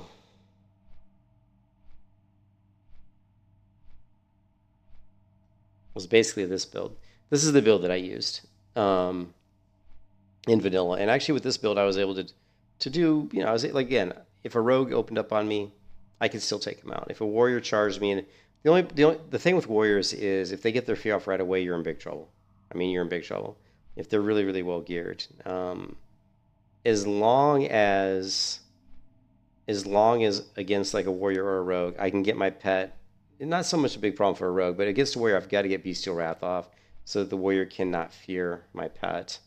And then once I get, and I also have to make sure that I get Serpent Sting on the warrior right away. And I have to make sure that I get him into an immolation trap. So we want to get him into an immolation trap. So mostly what you're going to do, you're going to send your pet. You're going to pop Bestial Wrath. You're probably going to do pet stun too. You don't have to do pet stun. You're better off not doing pet stun. But you don't want the warrior to like somehow get away from your pet. You want the damage of Bestial Wrath to be on. You want him to be on the warrior. So sometimes it's almost better to let the warrior get on you. Because the warrior's going to jump on you. You're going to pop deterrence. You're going to feign death. You're going to drop immolation trap. So he's not going to do a whole lot of damage to you. You're going to be an aspect of the monkey. My dodge rate in aspect of the monkey in vanilla is sitting up around like at least 30% dodge. You know, of course, once this is activated, my dodge is going to be around like 55%. My parry is going to be around 35%. And then, you know, once that kind of wears off, then you can pop your intimidation, stun the warrior, get a little bit of range just so you can get off another Serpent Sting, and then hopefully maybe get him into another immolation trap if you have to. But most cases you can take him out. So this is the build in vanilla that actually worked the best for me, doing like a melee hunter build for PvP. And like I said, the only range damage I did was Serpent Sting. Everything else is just melee damage and pet damage. So can we make that work in Epoch? It's going to be interesting. I mean, we do have some advantages in Epoch in that we got more talent points to work with. We do have some of these things. We do have Hawkeye, which is interesting. Only, again, if I'm going to do melee hunter, I'm not really, the only abilities I would allow myself to use as a melee hunter in Epoch is probably Concussive Shot and Serpent Sting. And Concussive Shot just because we do want to get improved Hunter's Mark because it's going to also apply to our attack power. So since we're going to get improved Hunter's Mark, I think the best way to go is not lethal shots because we're not going to be using many arrow shots, is improved Concussive Shot. So if we're going to go improve Concussive Shot, might as well let the hunter use it. So we would let the hunter, so this is going to be like a melee hybrid build once again, where we're using Serpent Sting, we're allowing the hunter to also use Concussive Shot, since we're spec'd into it. That can be really useful. You know, proccing those stuns is going to be extremely useful. But in my experience with melee hunter against melee classes like warrior and rogue, it's best to have, even against caster classes, it's best to have BM, because Bestial Wrath is so important. Because if you don't, the problem you're going to run into a lot of times with melee hunter is you've got to be on the target, right? You've got to be in their face hitting them if you're a melee hunter. That doesn't work very well if you're going up against a warlock or like a priest, because they're just going to fear you. So if they're fearing you, you're in big trouble. But that's where the pet comes in. If you have Bestial Wrath, you can get your pet on the warlock or the priest. If they're sitting in your immolation trap and a full Bestial Wrath and your pet's dishing out damage and he's immune to fear, you're going to get them pretty low on health pretty quickly. Improved Wing Clip is just too many. In vanilla, it's a waste because it takes too many talent points to really make it even useful. You know, the talent points you have are so valuable that dumping some of these into Improving Clip isn't worth it because the percentage chance is so low. Let's say I put 3 talent points into it in vanilla. Well, you're only getting like, what, 12%? It just isn't worth it. Now here, maybe, here it might be worth it because it only takes 3 talent points. So in Project Epoch, it could be worth it to go into Improving Weak Clip just because we don't have to use so many talent points. But I think it really comes down to, when I look at this, like where, you know, how many talent points am I going to have extra to play around with? If you are a ranged hunter, is Aspect of the Hawk worth more than Endurance? I would say Aspect of the Hawk is going to be worth more. If you're a ranged hunter, you want to push DPS. So don't worry about your Endurance. Worry about damage. It's going to be a DPS race for you. So, I mean, you're going to want to have some Endurance, but I wouldn't talent into Endurance. If you can take talent points in your tree that's going to make you do more damage, you're better off going for damage. Yeah. I think in PvP it could be pretty decent. The only problem that really sucks with wing clip, same thing even with counterattack, is that yeah, it's super great to immobilize people, but if you're actually I will say one thing. On a second, do I have another browser window open? I guess I do. We have too many browser windows open. Hold on a second.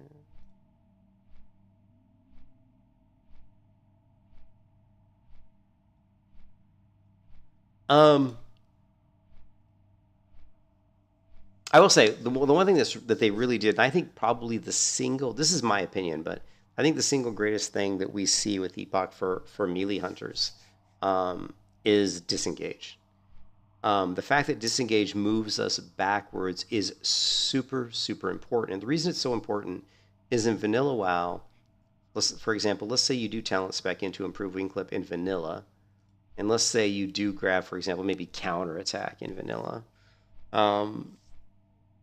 Sure, yeah, it's great. Okay, great. You're a melee hunter. You're up on a warrior. You're hitting him in the face with your weapon, and you happen to proc your wing clip, and it immobilizes them. Well, okay, well, what good does that do you? Okay, well now you're gonna move away from the warrior, right? Because okay, it immobilized him. You're gonna move away from him to do what? You're a melee hunter. You can't do damage if you're away. Now, I do allow myself to use Serpent Sting on my melee hunters. So it is kind of a hybrid build, but majority of my damage is melee. But the problem with that is if you're going against a rogue or if you're going against a warrior in vanilla, is they're going to have hamstring on you if they're a warrior. They're going to have crippling poison on you most of the time if they're a rogue. Try walking away from a warrior or a rogue when you've got crippling poison or hamstring. They're going to hit you like 2 or 3 more times even before you get out of weapon range. Even if they're immobilized, they're still going to be hitting you as you try to, because you're going to be so slowed that just trying to get away, you're still going to be getting hit. However, in Project Epoch, we've got disengage. That's a huge benefit because now, if we do proc a immobilization with wing clip, we can just disengage immediately. We can say, oh great, he's immobilized, disengage. That's going to move us far enough away that he can no longer hit us, right? And now there's no dead zone, like you said. Now we can actually hit him with our Serpent Sting, but it can give us a chance maybe to bandage, maybe we can pop a bandage at that point. It gives us a chance just to get out of that damage range for a second, which can be good. It also, we're going to be playing cooldowns a little bit too. Also, you have to keep in mind, here's the one thing, Logan, that really annoys me. The thing with Survival Hunter, what can make Survival Hunter really good against melees is readiness. Like, I played the original Burning Crusade, okay? I played the original TBC back in 2007, and I played a Survival Hunter, and I wasn't doing a melee hunter. So I was doing a regular Survival Hunter where I could use all of my ranged abilities. And I used to duel my brother, who was a rogue, and my brother was a very, very, very good rogue. He could kill, he was a very good rogue, very skilled. And I would duel him on my Survival Hunter, and I would win probably about 60% of those duels. And the way I was able to win those was because I had readiness. And because I had entrapment. So, whenever he would get on me, I would just pop deterrence. I would drop down my frost trap. There was a good chance he was going to get caught in the frost trap. I would move away and just start, ranging him, kiting him. He would blind me. I could trinket out of the blind with my PvP trinket. If he got on me again, I could always just pop readiness and pop deterrence again. Kind of rinse and repeat. So it was actually pretty tough for him to kill me. So if we wanted to, but the thing is, that's where I'm using ranged abilities, where when I move away, I'm actually shooting him with like maybe aimed shot or arcane shot or whatever, right? Multi-shot, whatever. Ready shot, I don't know. But if we're going to go melee hunter, which I think we are, if we're going I think it's going to be tough to go down. I mean, readiness is super strong, but it's going to be tough to not have the damage of the pet, I think. So I don't know. And I know the pets are pretty strong early on. So there's 2 builds that I'm thinking about trying with the melee hunter in Project Epoch. One of them is going to be deep survival for readiness, for what I just talked about, being able to double deterrence, being able to double use some of the abilities that we have. But the big one is really deterrence. And then the other would be getting down into a build where we get Bestial Wrath. Also, Serpent Swiftness has been nerfed. It used to be 4% in TBC. They've nerfed it down to, I think they've knocked it down by like 2%. I think it's still good. It's just not as good. Pretty sure they nerfed it. Anyways, but let's take a look and just see what because I already know what the Radiance build's gonna look like. Let's take a look and see what the BM build would look like, right? If we did do like a BM, we did a survival melee hybrid hunter, and I call it melee hybrid because predominantly most of my damage will be melee damage, probably like 60%. 20% is probably going to be trap damage, and then we're going to have some damage that's going to be Serpent Sting, right? Yeah, so the thing with Concussive Shot and with Wing Clip is it does give us the ability to get some space to bandage. Of course, that's only going to work against melee classes, right? Against casters, it's going to be tricky. I don't think Deterrence doesn't do us any good versus casters. So against casters, we're just going to have to hope that, you know, that we can get the jump on them. I don't know. I mean, I'm pretty sure that we could. The thing is, if you have... Yeah, but again, if I was doing the melee hunter build, I wouldn't allow my hunter to use Arcane Shot, right? What does Arcane Shot do for us? Let's take a look. And we may end up having to not do melee hunter. I don't know. I always like to do kind of off-meta builds just to see if I can get them to work, because it's more challenging than just doing cookie cutter shit. Cookie cutter shit's too easy and too boring. But let's say we do hunter, spellbook, marksmanship. Spells 1 magic effect.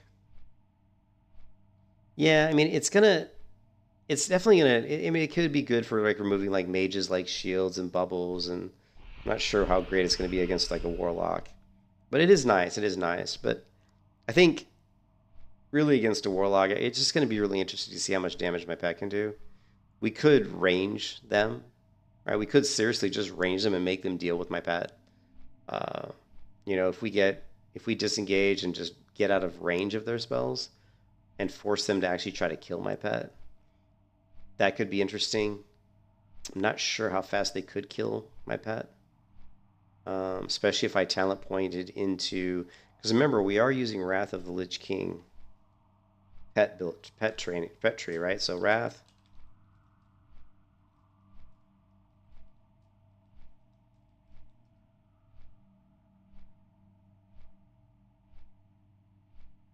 All right, so what we probably are going to want is...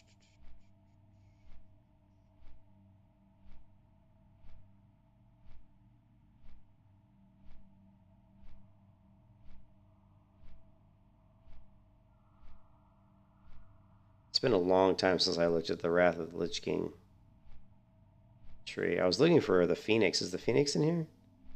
No? Here, Heart of the Phoenix. I was looking for this one here. When your pet dies, it will miraculously return to life at full health. I think going for Ferocity with Heart of the Phoenix could be good, right? Just simply because, think about it. Think about it like, let's say I get a Warlock or a Mage on me, right?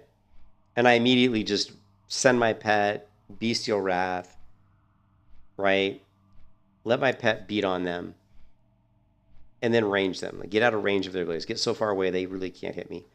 And then if they kill my pet, he just reses immediately. So they're going to have to kill my pet twice. It'll be interesting. I don't know. It'll be interesting. And then it depends on what pet. I mean, if we get like a crab or something with pin down, I don't know. It's one of those things, too. We can also use disengage to move into combat. If we want to quickly, like, close the gap between me and them. Keep in mind that we're probably going to go alchemy, right? So we're probably going to go alchemy. So we'll probably try to keep some potions on us that'll give us some magic resistances to deal with casters. Yeah, but it's interesting. I don't know. We'll just have to. We're gonna have to try. We're gonna have to work on that. On like how are we gonna? Because I think melee based classes is not going to be too difficult. I think it's more just or just getting them into my slow trap, letting my pet work on them, and then just kind of weaving in and out. Against a warrior, obviously, with Mortal Strike, we have to be very careful about our health. And against a rogue, we don't have to be as careful because we can, we can probably stand face to face with a rogue and take him down once we let our pet whittle the rogue down a little bit first before we move in and kind of help finish him off. But the warrior is going to be a little bit more dicey. But if we did go with a BM build, let's just take a look. So we go endurance training, boom, boom. I would like to get bestial swiftness. Definitely gonna want this. No, don't care. Don't care. We do probably want this just for the kill command. This is the critical strike chance of kill command. I don't know how good that's gonna be. I gotta test that out. I gotta play around with that one. For PvP, we're probably gonna want improved revive pet. It would be nice to have. I don't know if this is going to be something we can work with. For frenzy, we only need 4 in frenzy. We definitely want cat-like reflexes. And how many talent points do we have left? 20. We're gonna need this. We're gonna need this. We're gonna need this. This.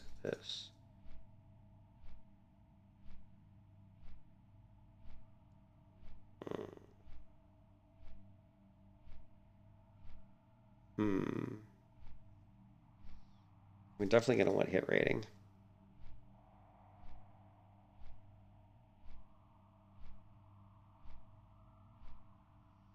The problem with this build is we don't really get into improved Hunter's Mark.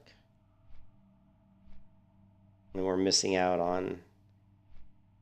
There's a lot of stuff we're missing out on. We're missing out on some crit, missing out on some agility. We're missing out... The other thing you got to remember is we're going to miss out on the reduce cooldown and traps. So I really don't want to go down this path. Obviously, I think this is probably the easier, safer way to go for trying to do like a melee hunter PvP build for Project Epoch. I think this is probably the safer way to go. But I don't think the build's going to be as fun to play. It may be stronger, but we have less tools to work with. So I just don't think it's going to be fun. I don't think it'll be a fun build. So I think the other build, this build, I think is going to be a lot more challenging, a lot more difficult to pull off. But I think that's what makes it a little bit more appealing.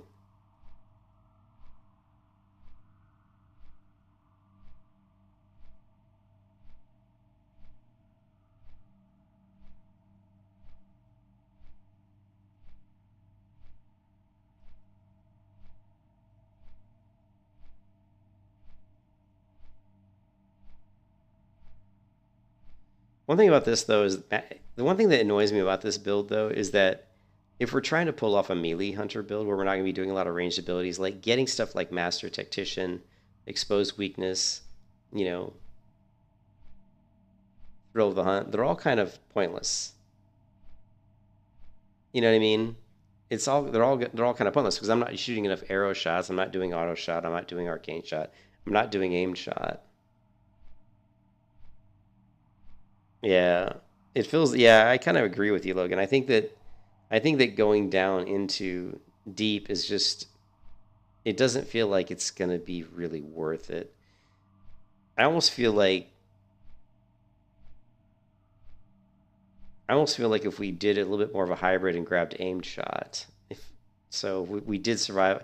It almost feels like we're almost forced to, if we're gonna do survival, to really go with more of a ranged based survival.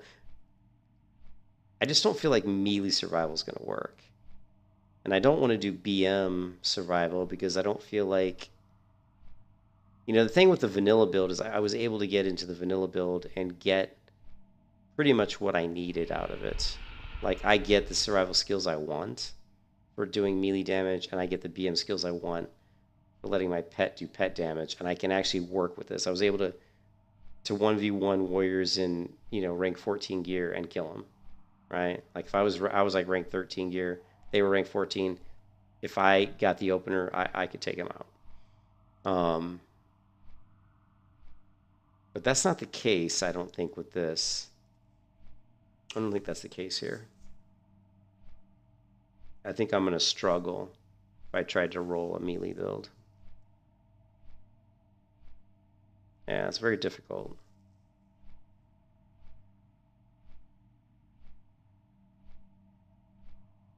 Like if we rolled, so if we roll out of this, right? Let's say we rolled out of, let's say we got 8 points left, which isn't many. Say we did this. Let's say we got all these points out of here entirely. Let's say we grabbed aim shot.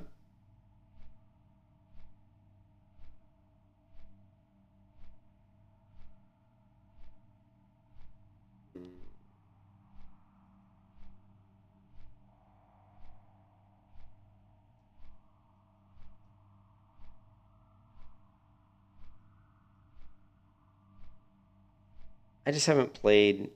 I haven't played with this talent tree long enough to know how good stuff like Go for the Throat would even be. I hate putting talent points in Go for the Throat. My pet isn't even spec'd into BM. That just feels almost pointless.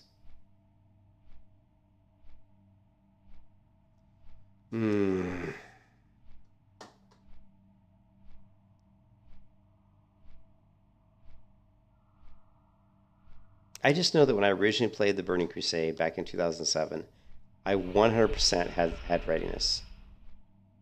And I did quite well in PvP with it. I wonder if I had something like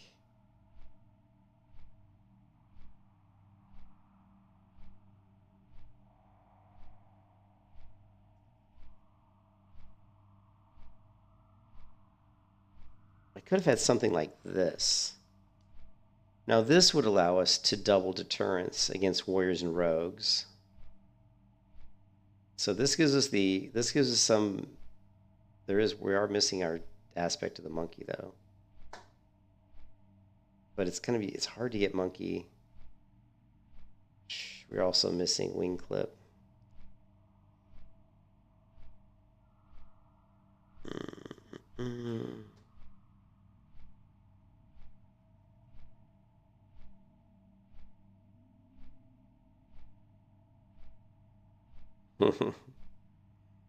I don't like any of these builds.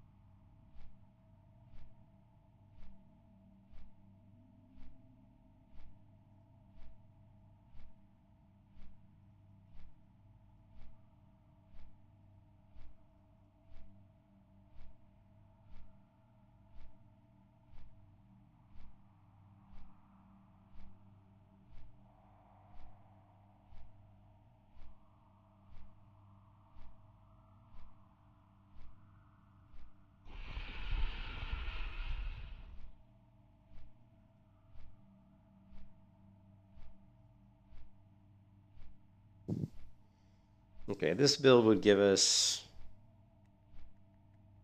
if we went with this build, this would be a really interesting build. And this is kind of what you're saying. This is like you're saying the deep survival is just made, but I do think that this build could be interesting. You'd be very hard to kill.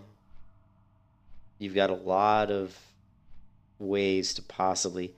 I would probably. Yeah, we definitely want to get 3 out of 3 there. So I would probably drop.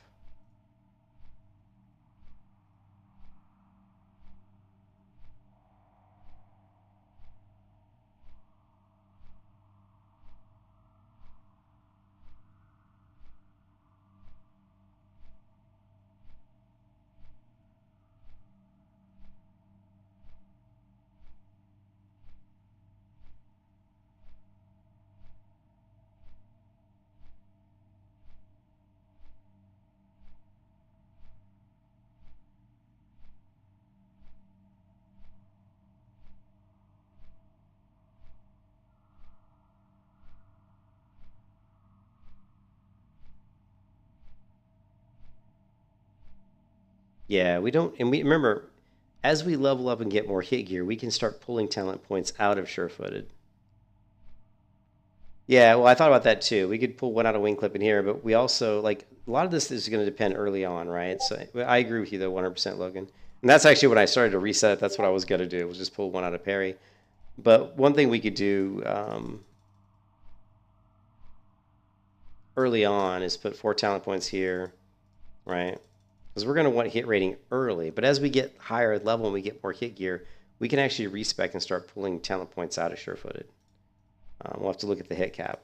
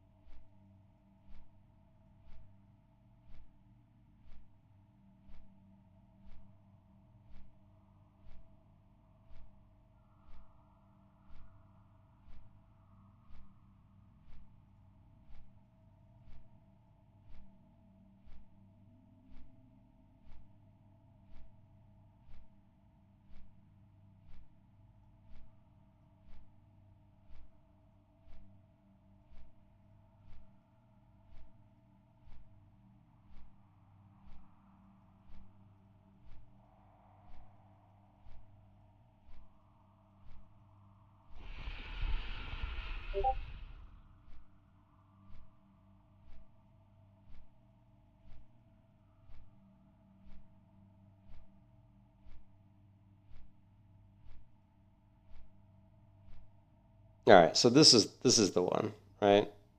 This is like, so this one here gives us probably the most survivability, the most like annoying stuff that we can really fuck with people. You know, we've got the possibility of stunning people with custom shot. We've got the possibility of getting them with wing clip, right? We've got really good defensive abilities with deflection, improved aspect of the monkey. This is going to help us mitigate a lot of melee damage. We've got traps to help with our kiting. We've got 1 point into Hawkeye, which is going to give us a little bit more range. I don't think, I mean, it would be nice to have maybe 2 points, but I think the 1 point should hopefully, because we don't really need to get too far away. Although, the problem here with this one is if we run into casters, we're going to get into a problem where we're not going to be able to get far enough where we can hit them, and they can't hit us. Which I'm not sure if that's even possible. Anyways, I think it might be if you have 3 out of 3 Hawkeye. You might be far enough where we could actually shoot a Warlock, and they might not be able to shoot you. I'm not sure on that. But this build is not really going to be revolving around shots anyway. So, but just having that 1 extra point gives us a little bit more to work with as far as range. So we're going to struggle with casters with this build, but we are going to be rolling with alchemy. So we're going to try to make some potions, and of course with Project Epoch, with the, I think, herbalism skill, I do believe we get the bonus of increased effects with our potions, I do believe. So let's see.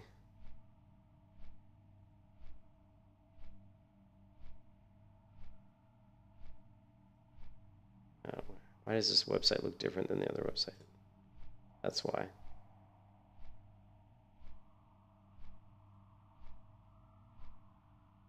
Yeah, so you receive 100% increased duration and 20% increased effect from elixirs and flasks. And with herbalism, we're going to get... Okay. Sometimes find Black Lotus. Okay. Herbalists will find their experience RC magic on an increase to resistance. Okay, so we do get an increase to resistance, which is actually really good. So we're going to get the increased resistance, which is definitely going to help against casters, which we're going to need that because that's where this build is going to be really weak, is against casters. And then, yeah, and then we're going to, get the benefit of alchemy as far as the increased effects of the elixirs and flasks. Yeah. So I think this, I do think this is the build. Like, I think this is, whoops, sorry. I think this build is the one that I'll probably try to get to work. This is pretty much a Mimi kind of melee hunter survival build. Should be pretty fun in Warsun Gulch. This is going to be a great build for Warsun Gulch because we're going to be able to drop our frost traps in the tunnel, and with entrapment, it's really going to slow down the horde or whoever quite a bit. We're going to have double deterrence, so it's going to be difficult for people to kill me quickly. We'll be able to deterrence, drop our frost trap, disengage. If we have to, we can pop readiness, disengage again, or deterrence and disengage again even. So this is going to be a great build for Warsun Gulch. In open world PvP, we'll have to see.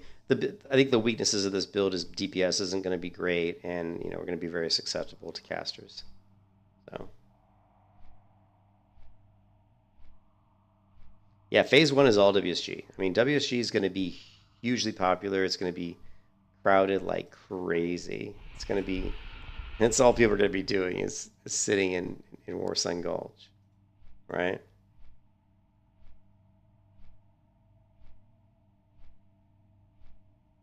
Oh, what do we got going on here, Volst?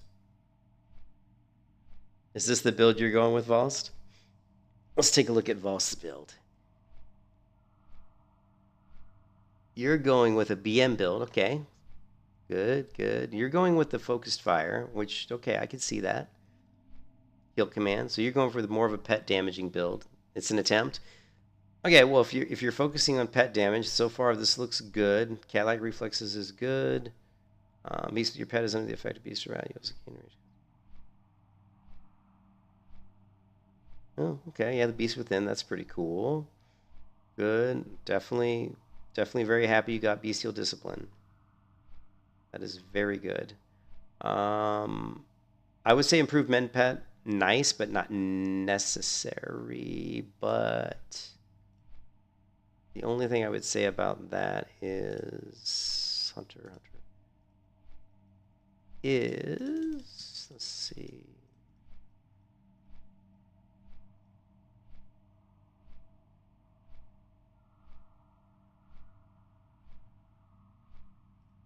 I guess I'm not sure. I think with the men pet, I have to see how many. It might be needed. If people are really focusing your pet once they realize you're BM in PvP and that they're focused, especially like warlocks and shadow priests, this could be useful. Using the points to progress.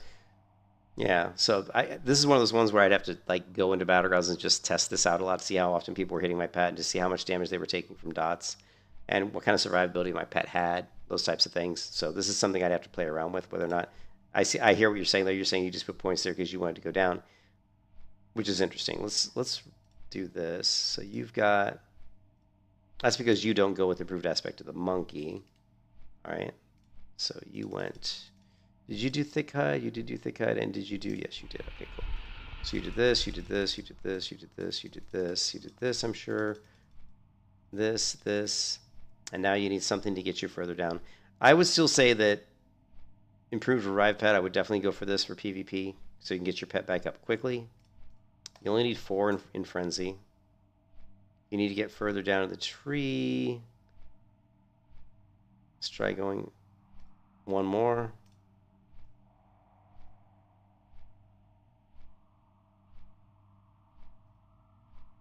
And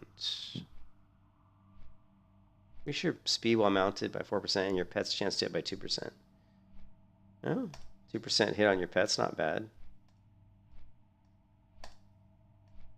You could go, this would be interesting here, Volps, because I mean, giving your pet 2% hit isn't bad. Increasing your speed while mounted by 4%, that's just kind of a bonus effect. But so if you wanted to get, like in your build, you don't have 3 out of 3 on cat-like reflexes. You don't have any points into animal handler. And you've only got 1 here. So this build here is going to let you revive your pet faster. It's going to let your pet have more hit rating, so he's going to miss less often. It's going to give you also better dodge and your pet's chance of more survivability because he's going to have a higher dodge.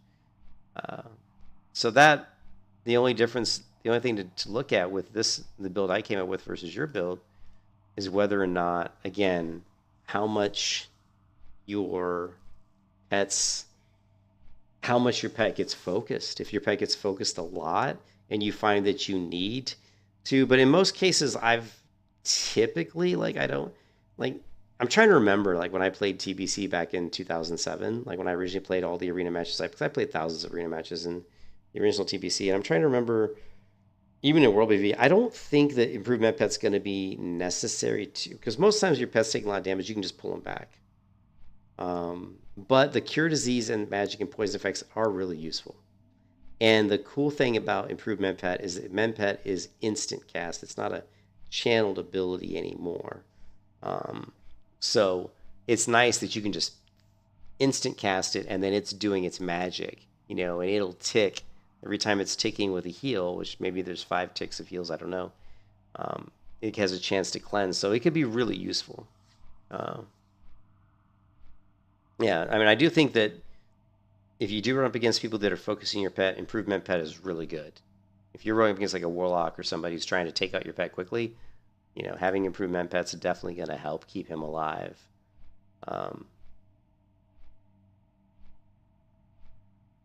I think I did. When I was doing arena matches in TBC, I'm pretty sure I had improved men pet. I'm like 90% sure I did. So I think I like your build better. Yeah, stick with what you got. Stick with what you got. The only thing I don't like about your build... Actually, no, I take that back. Stick with what you got. Yeah. Yeah, if you've got a healer who's cleansing your pet... Yeah. I don't know, and I don't think Valus, I don't know if you're going to be doing a lot of arena, but I do know that the build you have here looks suspiciously similar to one of the BM builds I ran. And I didn't do a lot of arena on Hunter in TBC because I was mostly a Disc Priest. I spent thousands of matches doing Disc Priest, and I was Priest Rogue 2s. I didn't do much 3s. It was mostly just Priest Rogue 2s, and we got to around 1900. It was the first time I'd ever, it was the first season for arena, right? So it was new to everybody. So back in 2007, getting 1900 was actually pretty good. Yeah. And I'm not the greatest PvP player in the world. I'm just a good PvP player. I'm not amazing or god level or anything like that, So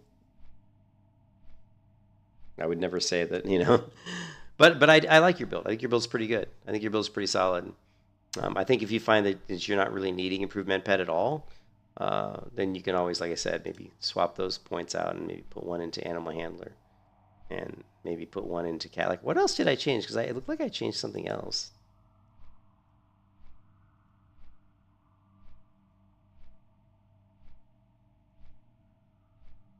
Oh, Frenzy. Definitely, Vols. I will say one thing for sure. You don't need 5 points in Frenzy. Yeah. No, it's the Frenzy. No, I would definitely get rid of 1 point in Frenzy. Go ahead and take that out and put it into your cat-like reflexes or, wherever else you want it. But you don't need 5. Yeah, you don't need 5 in Frenzy. I mean, your pet has an 80% chance. It depends. I mean, it depends too on what pet you're using, but it also is going to depend on, on the talent tree too. The Wrath of Lich King, right? Like, are you going into, there's, haste? What type of pet are you using? If you're using a cat that's got a fast attack speed, if you're using a cat who's really quick, you're definitely going to be proccing your Frenzy all the time, so it's not really going to be an issue. If you're using a pet that's got a really, really slow attack, you know what I mean? If you got a pet that's got a really, really slow attack speed, then yeah, maybe 5 out of 5. But I think I think 99% of the time you don't need. Yeah, you don't need it. Yeah. Yeah, for Rogue is going to be pretty straightforward, I would imagine. Let's see. And I love Rogue. I mean, Rogue in TBC is really good. I just had to remember it. Let's see.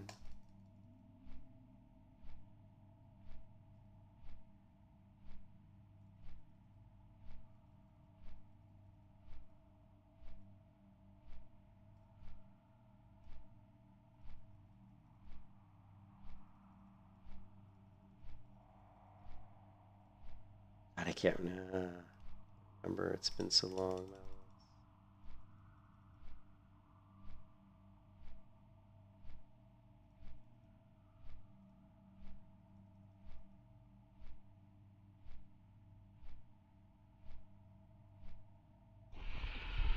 It's been a while since I've done Rogue. I'm just trying to remember from memory what my hemo build was.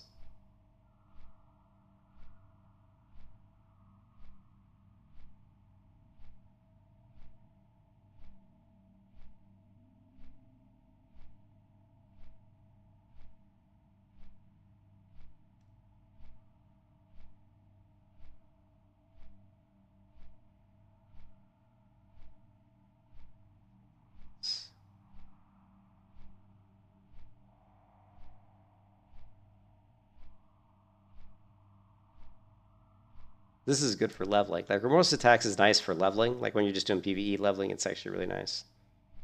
But I like to do backstab builds too. I like to like go into, yeah.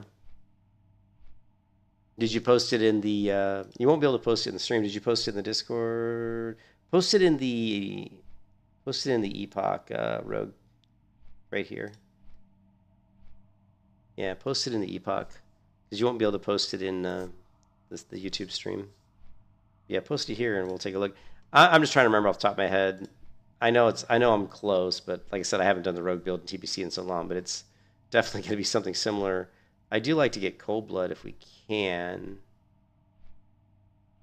So we got 4 points left. We're going to have to shuffle some points around. We would be very nice to get Cold Blood.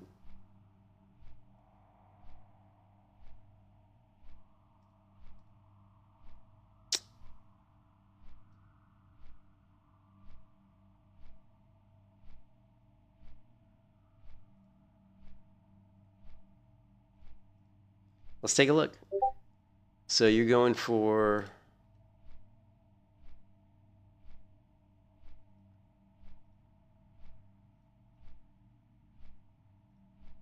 Let's close some of this down.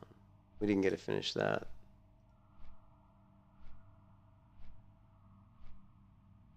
Yeah, this looks very similar. 2 out of 5. This definitely reminds me. Okay, nothing in dirty deeds. No heightened senses. Interesting. 4 to 5 an opportunity. You don't need. I agree with that. Agree with that. This all looks pretty good. Agree with this. I agree with this. I agree with that. Yeah, I mean, this is pretty good. Like, if you looked at mine, what's the difference? I mean, it's probably pretty close to what I had. Wait,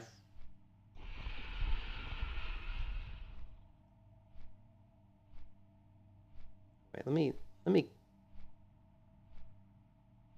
Or is that mine? Was that? I can't remember. Was this yours? Oh, this was yours because you had quick recovery. Okay. All right. Okay. Here we go. So you did have dirty deeds. All right. Great. And you went for premeditation. Okay. Cool. Yeah, premeditation is going to give you some nice quick openers. Yeah, pre-med is definitely good. And you want the Cold Blood. Yeah, that's good, yeah. Yeah, this is yours right here, right? Oh, wait, you said I did call, so yeah. Yeah, this is yours.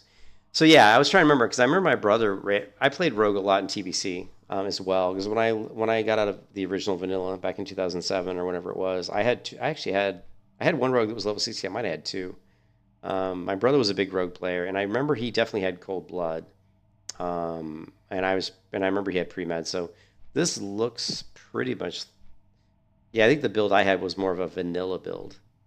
Like what I was doing was more like vanilla hemo. This looks much more like the TBC build that we ran, because I remember we had Cold Blood, and I remember I forgot about pre-med. So, and then Cheat Death. Yeah, Cheat Death is good for definitely Cheat Death for Battlegrounds. Or for Arena. Let's take a look. I think your build is correct. What you said part was controversial? You think it's a controversial one? Let's take a look at what the standard one is. TBC, Rogue, PvP, Emo build.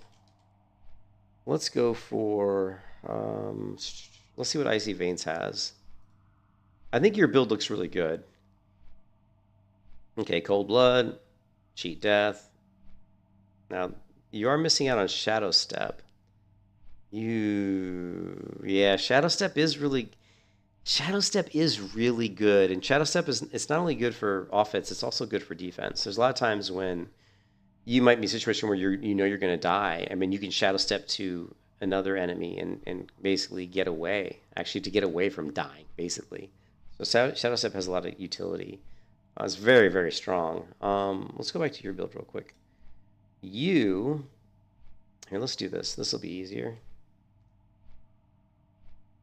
Where's your build? This is your build. Let's do this.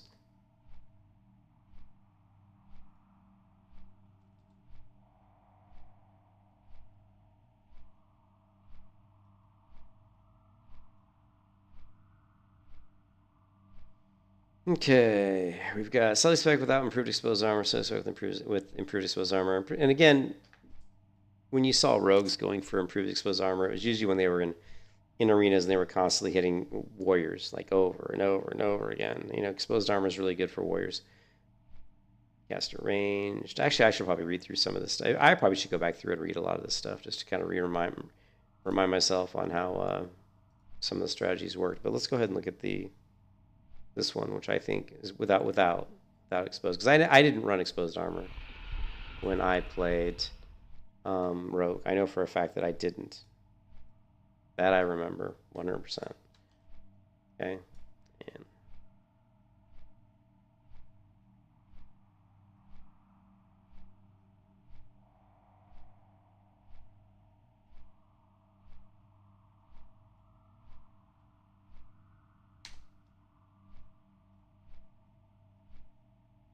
all right. So I think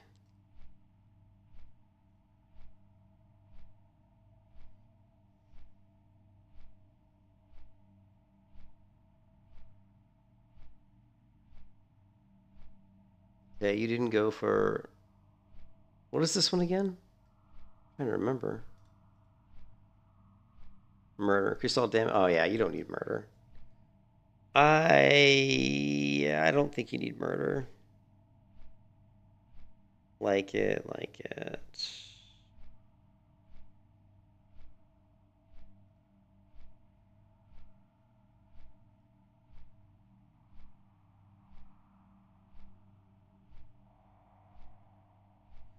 I will say the resist dispel spell effects is pretty useful. You know, going into vile poisons, you know, getting that to spell resist is pretty useful.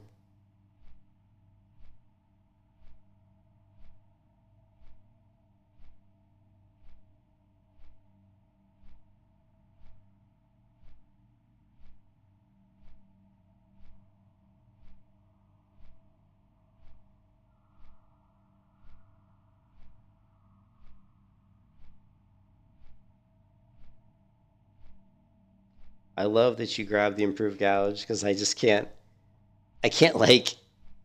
not have improved gouge. Improved gouge is just so good. It's so good. Improved gouge is just so good. Let's take a look. So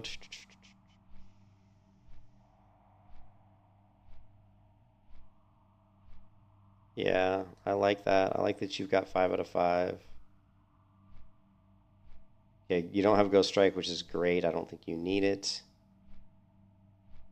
Serrated Blades, Heightened Senses. I mean, only having 1 out of 2 on Heightened Senses could cause you a problem against other rogues, right? Yeah, the Band-Aid takes from... The Gouge Band-Aid is incredibly useful, especially in Arena when it's down to 1v1s. You know, getting that gouge off and getting those extra ticks with bandage is big. You know, if you run into a lot of rogues, which you can, you know, missing out on the heightened senses could cause you a little bit of problem. A lot of rogues might get some openers on you. It's because of that. If they're running 2 out of 2 on heightened senses and you are not, so that could be a problem for you in Arena if you're hitting a lot of rogues.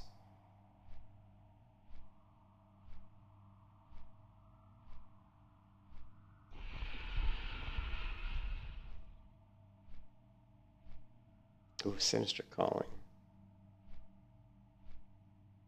Yeah, you do not have Sinister Calling. Oof, man. I gotta tell you, I would have a hard time. Yeah, I would have a hard time not getting probably Shadow Step and Sinister Calling. The reason I would really want Sinister Calling is for Hemo. Yeah. Hey AR, what's up? We're just talking about some rogue builds. I mean, for me, Hemorrhage is really, really useful, especially against warriors, because you're gonna want to open up. Like a lot of times, you're gonna want to swap, right? You know, swap DPS targets. Like let's say you're going against a druid and a warrior in a 2s match or something, and you're trying to kill the druid. right? And you've got like 5 combo points, and you decide, you know what, or I don't know if we can switch. Can we switch combo points in TBC? Probably not.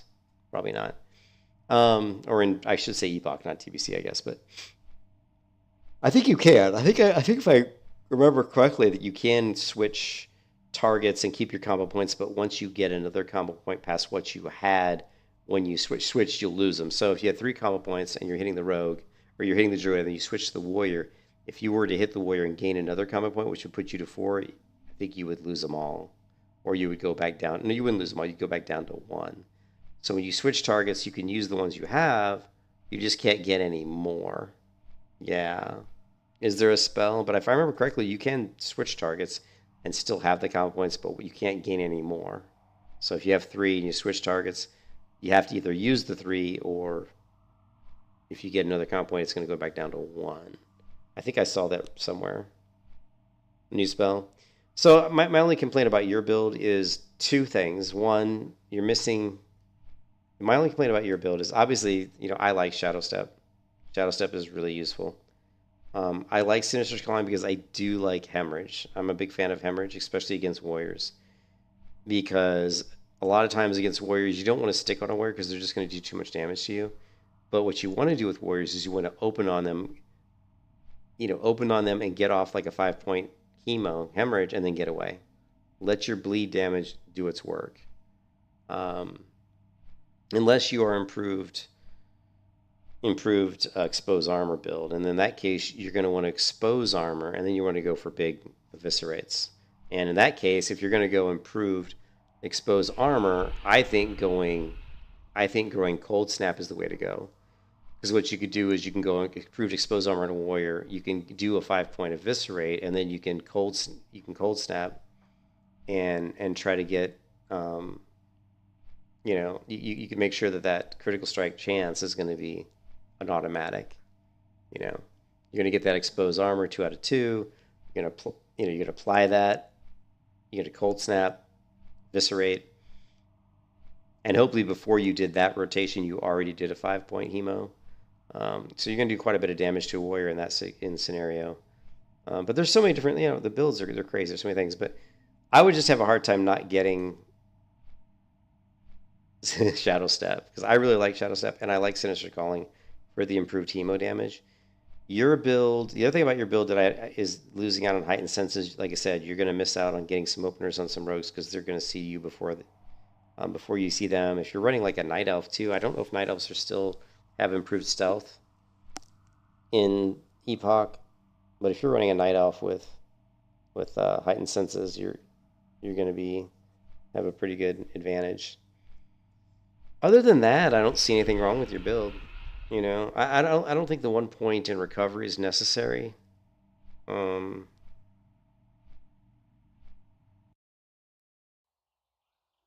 It's been so long since I've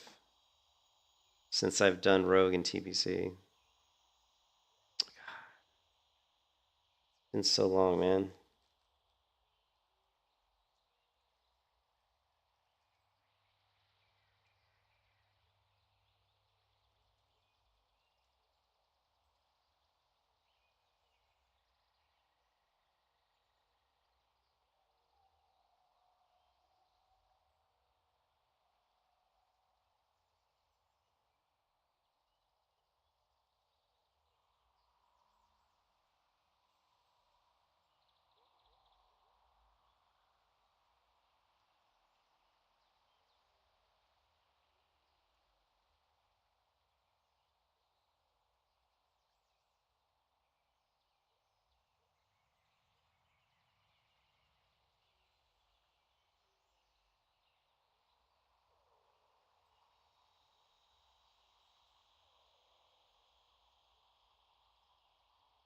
Yeah, I think that would be a better benefit to you. Yeah, I think taking the recovery and moving it to heighten might benefit you a little bit more.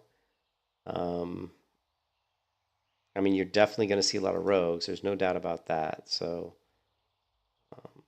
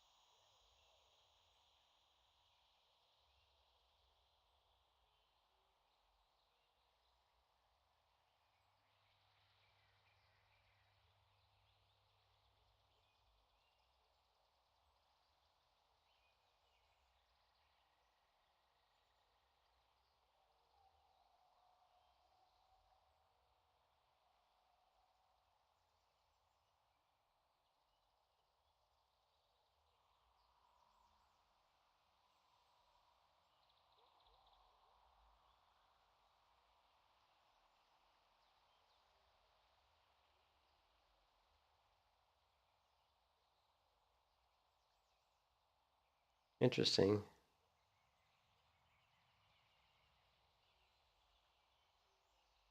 Wow. Looks like Undead Rogue is the highest AEP. Not surprising, but so from a race point of view, Night Elf is kind of considered the second best race for Rogue PvP. I mean, Night Elf is you do get the dodge, right? You get the 1% dodge, which is very useful, right?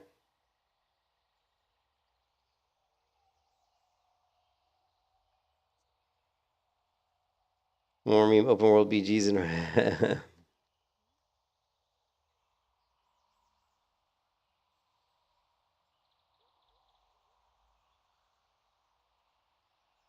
what's this one? Is this the world BGs? This is your world BG. Do you have Blade Flurry? You do, yeah, Blade Flurry.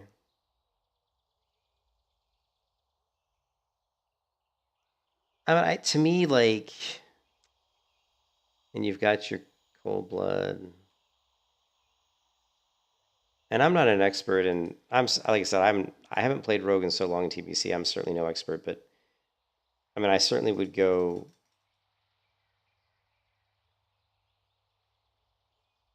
I'm in the wrong thing.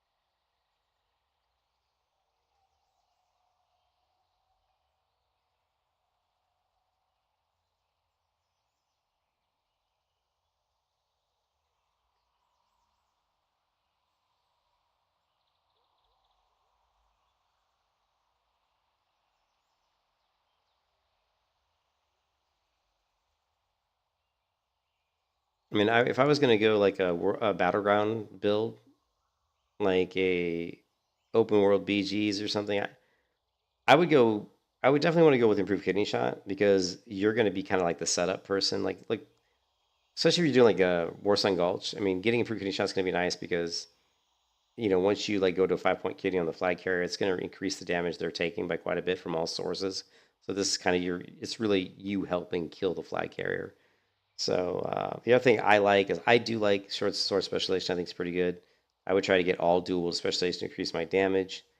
Um, I would get improved. I like improved sprint. I want to try to make sure that I can close the distance on enemies or close the distance on my flag carrier. Again, I'm thinking more of this build as a support role for like Warsun Gulch early game. So if I was going to do this type of build for Battlegrounds, I would be thinking like Warsun Gulch and I would think support. And so key abilities for me for support are going to be improved kidney shot, improved sprint, endurance, cold snap, and fleet-footed. All of these, I think, play into playing kind of a nice healing or support role. It's going to make you a lot more mobile. So, and there's still 7 talent points left. You can put them wherever you want. But I think this would be a fun build to try out. The Blade Flurry is nice. You're going to have with Blade Flurry, I think putting a few points into improve poison so that you can kind of make sure that when you do Blade Flurry that you apply your poisons on all the targets. So that's going to be pretty cool.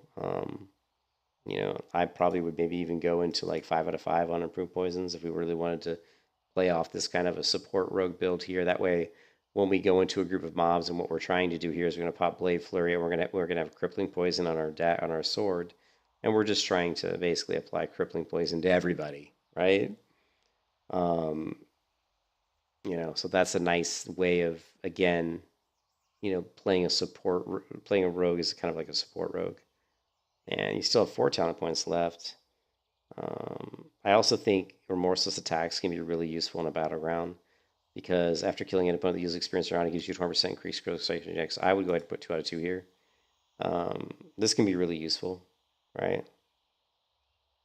Because what you're going to do here is every time you kill somebody in a battleground, you can just go ahead and make sure you create a weak aura so that you can see that weak aura tracker to know how much time you have before the remorseless attacks buff falls off. But what you're trying to do here is you're going to try to go into like a backstab. You're going to kill somebody, you're going to stealth, and you're going to try to backstab. And then, and this can also play into a shadow step build where you can go ahead and kill somebody, and then if you're built down into where you have shadow step, it's a lot easier to shadow step to a target and then pull off that automatic backstab crit. I mean, you're gonna have a 40% chance increase. It's great against healers, right? It's great to, like, if you see, like, let's say you go into a scenario where you're in Warsun Gulch and there's a healer healing the flag carrier, and there's maybe 2 other DPS there for that team. So there's 4 people there, enemy team, and you know that one of those people is low on health. Maybe they're like 10% health or 20% health, and you know that the healers may be like, let's say the healer's 50% health, and there's one other person that's pretty low. What you're going to do is you're going to try to kill the person who's low really quickly. Maybe you open up with an ambush, just try to kill them straight out of stealth, ambush. Then you're going to vanish, shadow step to the healer, and ambush. I don't know if it works for ambush, though. It does. Then you're going to vanish, shadow step to the healer, and ambush, right? And that way, you're pretty much almost guaranteed you're going to crit. And if that healer is like 50% and you shadow step, ambush, crit, it's going to do a lot of damage. So you can play shadow step into remorseless attacks into a battleground. Again, these are all fun little things you can try. You know what I mean? It all depends on how you want to play the rogue. Rogue's a really fun class, and that's why shadow step is really cool, because it gives you a lot of flexibility to switch targets and do stuff like that. You could shadow step in 5-point kidney shot. Once again, playing into improved kidney shot to increase damage. You could shadow step in just 5-point kidney shot. You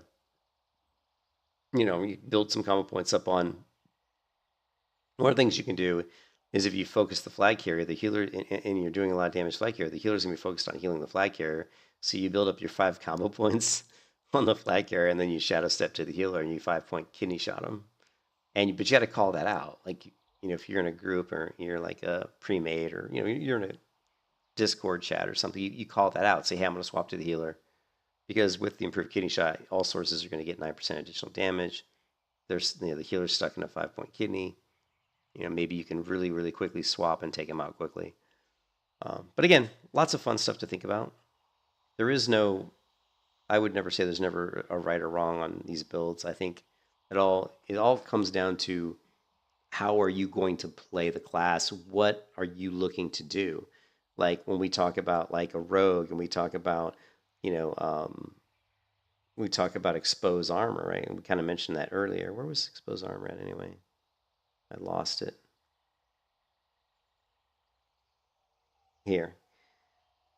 When we talk about like exposed armor, that's pretty much, you're only ever really gonna, I mean, it's nice against Clothies too. You know what I mean? It's nice against Clothies too, but whenever I thought about exposed armor, it was because I was running into so many bloody warriors, and that it was getting difficult to really to hurt them. But it can also work for Clothies too. You hit a Clothy with exposed armor, and they already have low armor, so you're really gonna make them weak. What's up, Cucumber? So, but there's a lot of different things you can do. I do think that remorseless attacks can be really fun in battlegrounds. I don't know if we could, like, if we change this out. Let's say we reset this again. Let's say we went down into. Let's say we went with improved ambush. This would be fun. Let's say we go improved ambush, right?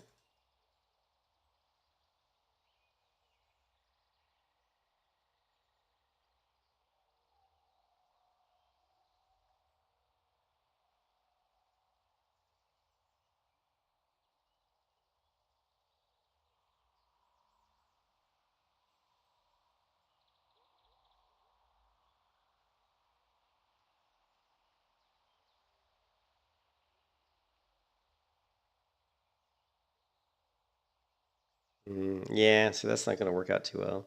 I got a little cheeky and got 5 out of 5 on opportunity. Um,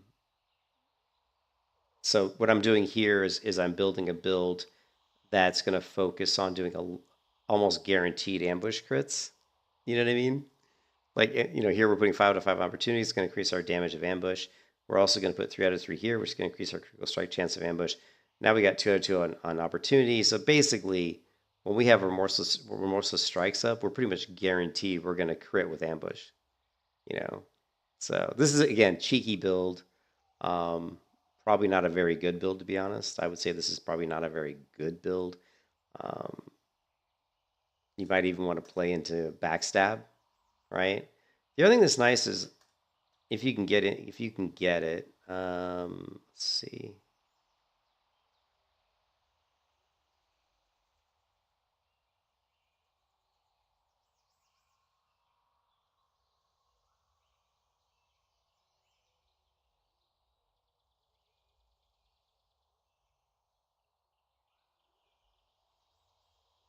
The other thing that you can do, which can be kind of fun sometimes, is you can gouge into backstab, right?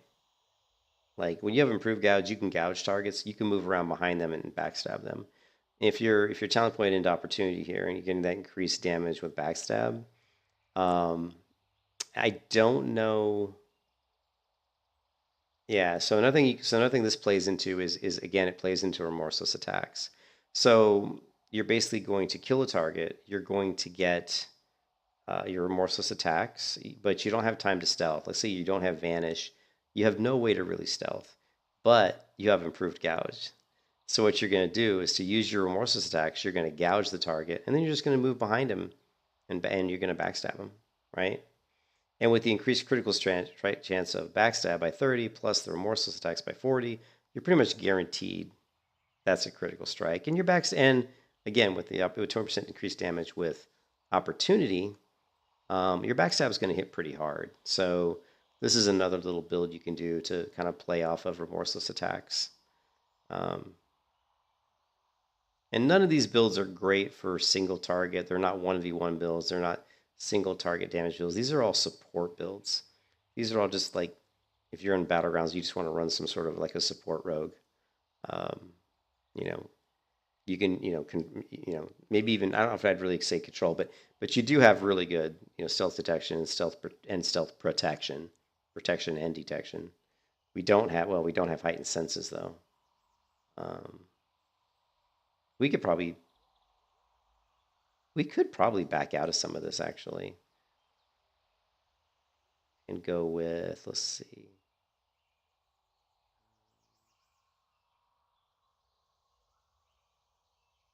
Do something like this. I don't know. There's so many different things you could do. The worst part about trying to do rogue is there's so many good talents on rogues. Like some classes don't have so many great talents, but the rogues do. Like there's great talents in every talent tree for rogues. So it is tough. Yeah, is it? Let's see, what is lethality?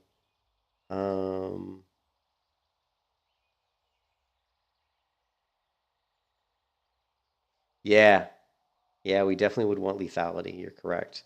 So let's do.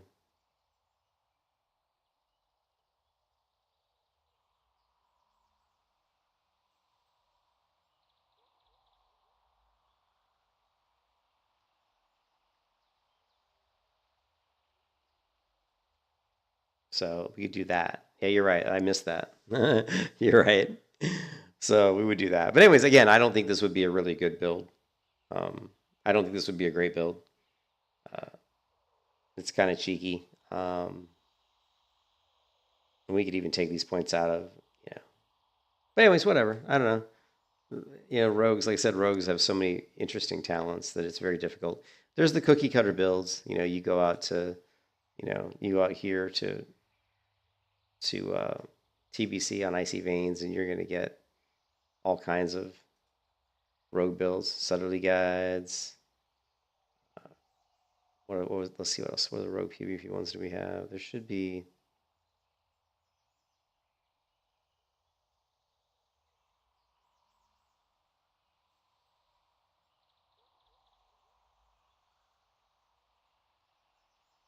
Yeah.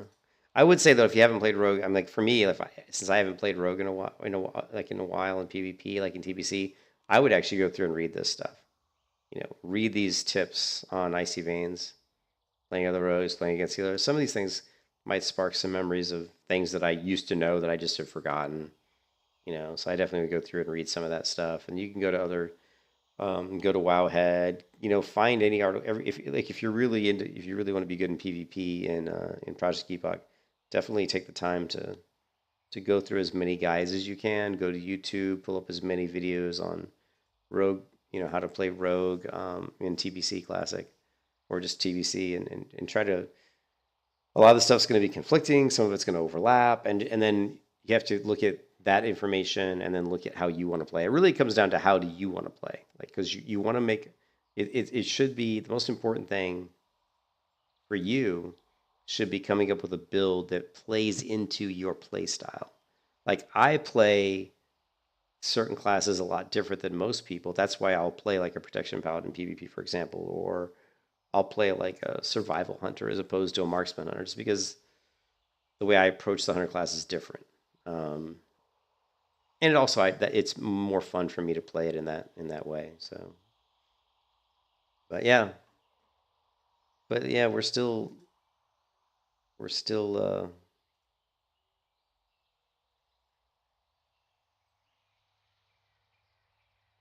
so far away from the release, man. Oh, did you want to see my prop PvP build? The prop PvP build is going to be interesting. I should have screenshotted it because I did it yesterday. Prop PvP build is going to be like an AoE type build, so we're going to go with.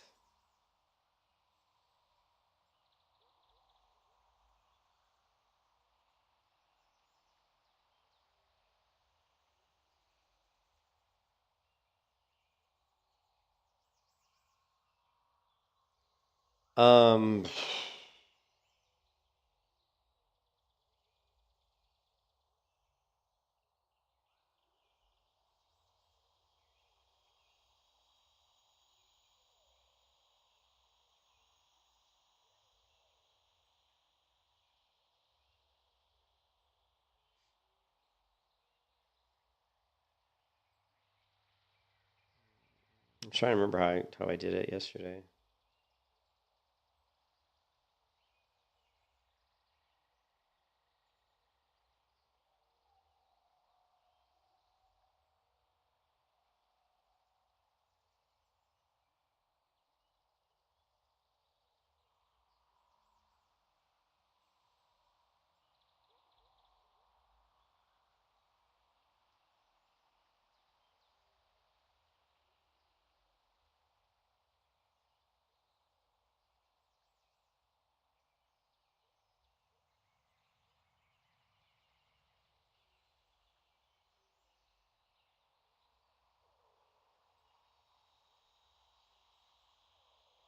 Ooh.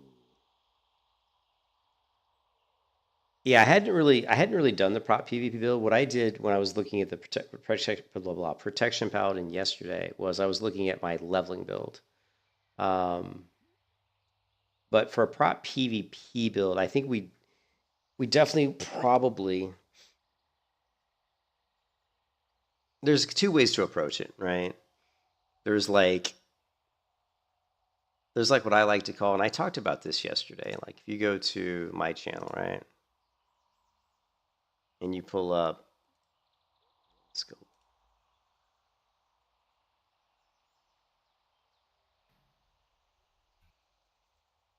And you look at, as an example, this is me playing the War Within, and I'm playing a Protection Warrior. And I'm rolling a build that I like to call like the Disruptor build. And this build was all around like high survivability, medium damage output.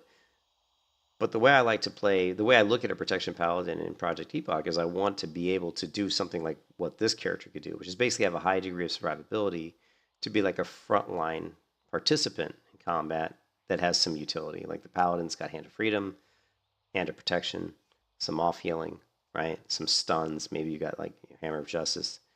So and you've got your shield, your Avenger shield. So you do have some AoE potential with a protection paladin, because when you look at Project Epoch and you look at the classes and you go to paladin, paladins have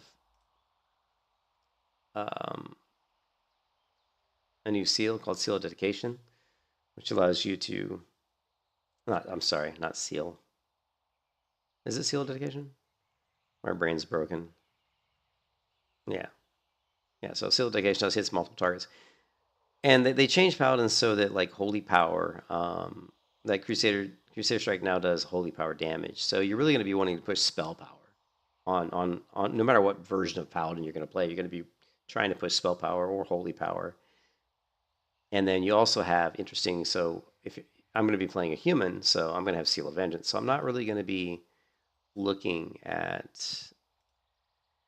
I really should screenshot some of these. I'm not going to be really looking at doing like improved Seal of Righteousness because I'm going to be using Seal of Vengeance.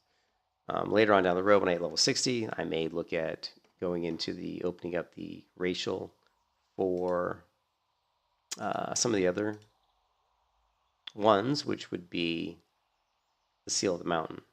The Seal of the Mountain is definitely one I want to try, but it's a dwarf racial, so fills the paladin with the Might of Thane, and giving your attacks chance to, based on weapon speed, to gain 109 armor and increase the damage of Hammer of Wrath by 3%, and it does stack up to 5 times. So you can stack up to like 500 additional, almost like 600 additional armor, which is 560.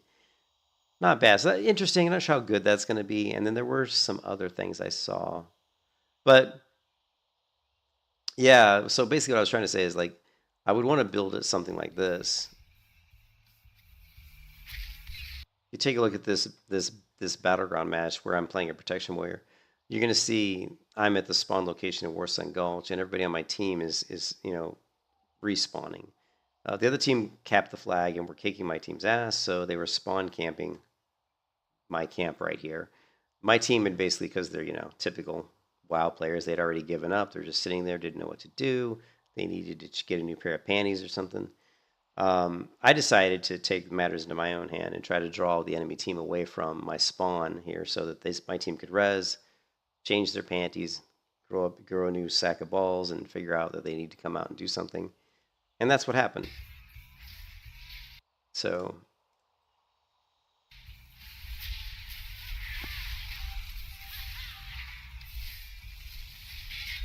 Lovely.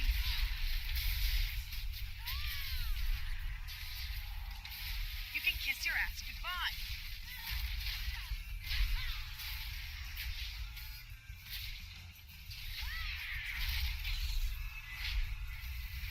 So at this point, I've got like 3 or 4 different people trying to kill me. You can see I jump over here immediately. The Druid comes after me. Death Knight comes after me. And I've got a Hunter shooting me.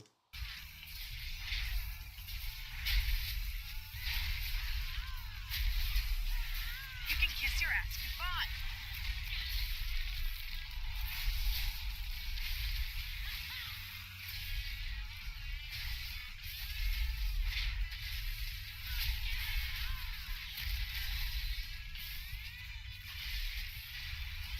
Lovely. Lovely.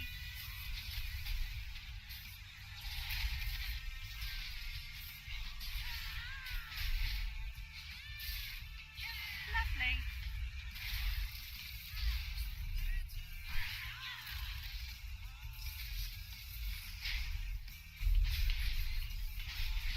Okay, and so at this point, I succeeded in what I was trying to do, which is basically get my team to start pulling away from the respawn. I also pulled the enemy team over.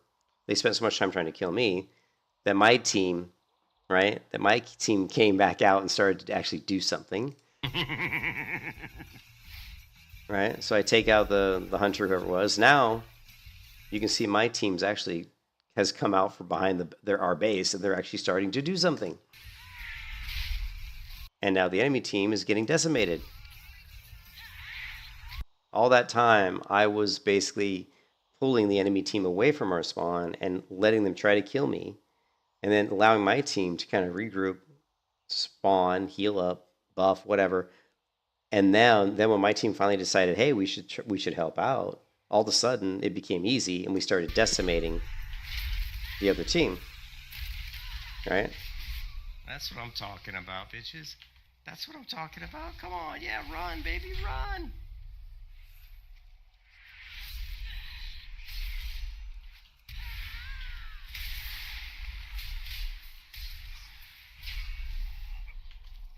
So yeah, but that's kind of one of the ways that I love to play, that style of play, which is basically, so what I would like to do with the Paladin is try to do that. We're not going to be that survivable. We're not going to have that kind of survivability, but I want to come up with a protection Paladin build that is going to have a high degree of survivability, that can stand on the front line, that can take a lot of damage, and they can try to distract the enemy team from really killing my healers or focusing on my team. So when I look, so I haven't decided on a protection paladin build yet, and I have to go through many iterations of builds to try to figure out what's going to work best, because it always takes time.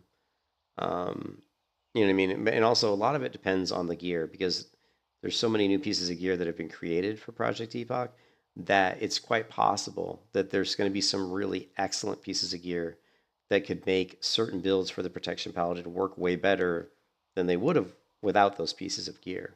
So there's that huge degree of, mystery, because we don't know. We don't really know what all those 2,000 new pieces of gear that they've created are, right? We do know that Paladin does do more holy damage. We do know that we want to focus on holy and increasing our spell power, which is going to help our consecration damage. It's going to help all of our damage, because most all of our damage is holy damage, right? So any increase in spell power is going to increase our damage. It's also going to increase our healing, right? So anyway, so when we look at the build, we have to think about it from that point of view. And of course,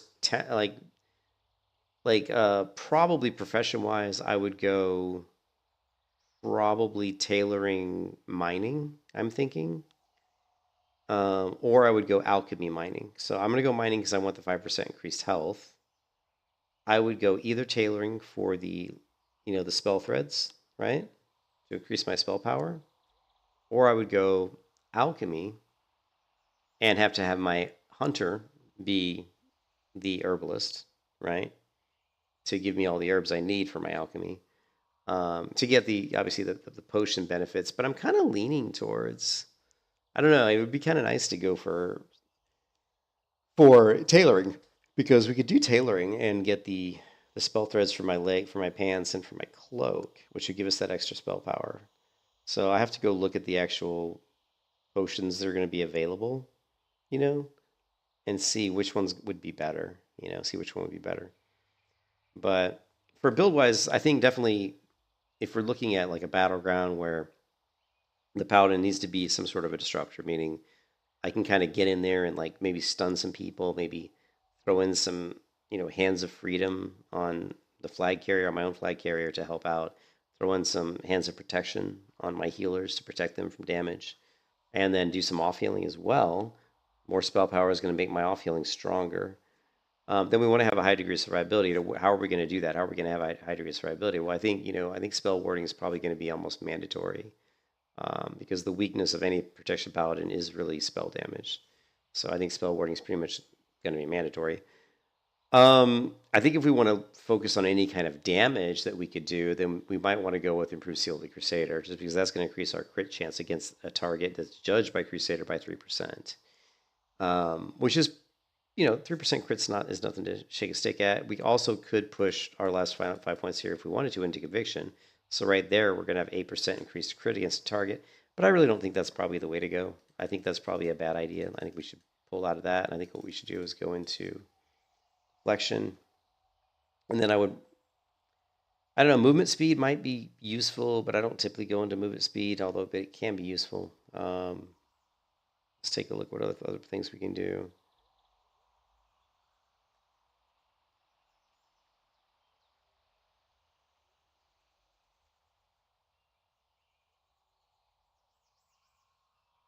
Having improved hammer of justice on a lower cooldown is really helpful. The reason having improved hammer of justice is really good is because we can basically hodge people and heal ourselves.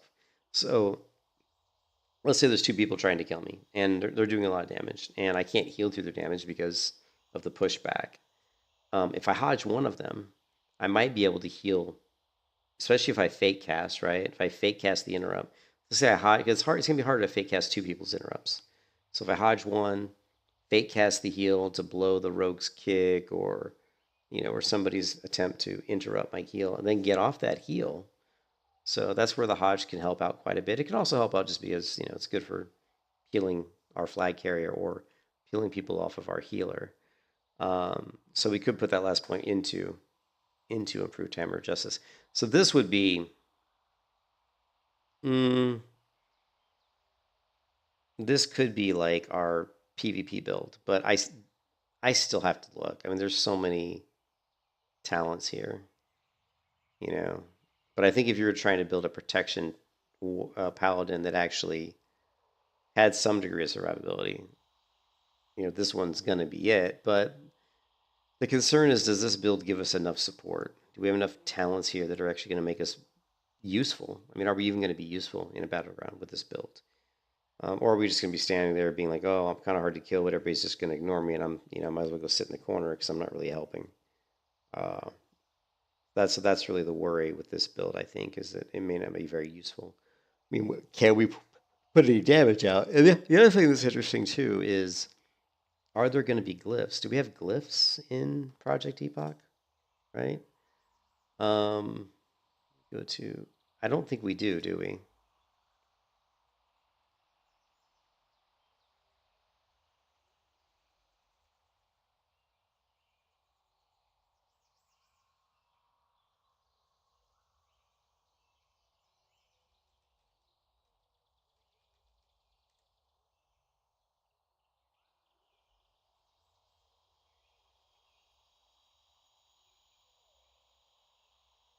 Yeah, see, Wrath of the King had the glyphs.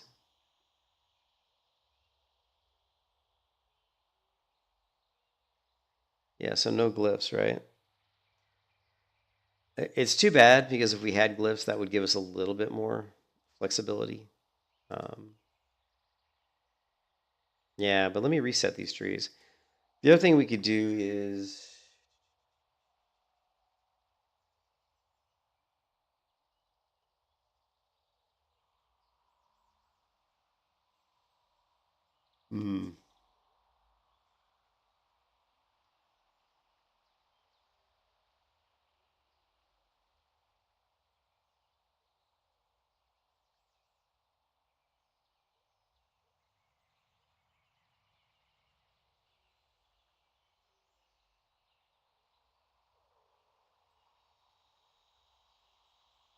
I wonder if we couldn't go with something like.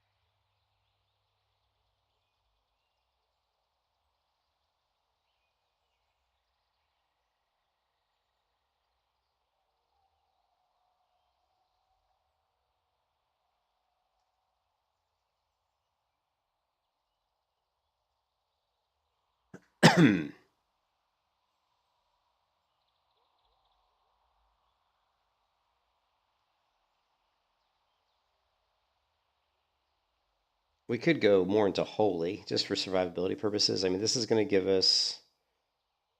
Okay, we'll be able to cast flashlight holy light with we'll have a 7% chance to not lose casting time. So we'll be able to get more like self heals off. We're going to have increased chance to resist fears of disorient effects, which is good. Improve lay on hands. So this is interesting. So it's going to reduce the cooldown of lay on hands by 20 minutes. But what is the cooldown on lay on hands? It's 30 minutes, right?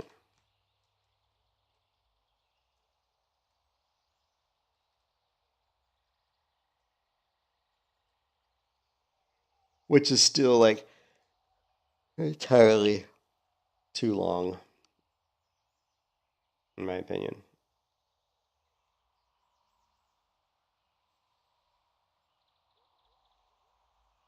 Yeah, that can't be right. It can't be. Is it really 1 hour? I can't fuck that. So that's garbage. Yeah, that's garbage.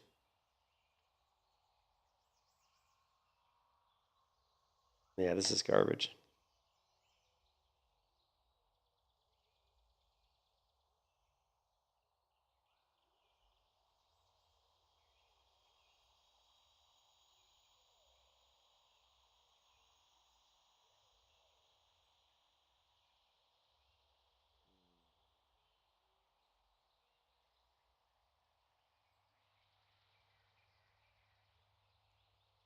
This one be kind of situational, like the overwhelming light.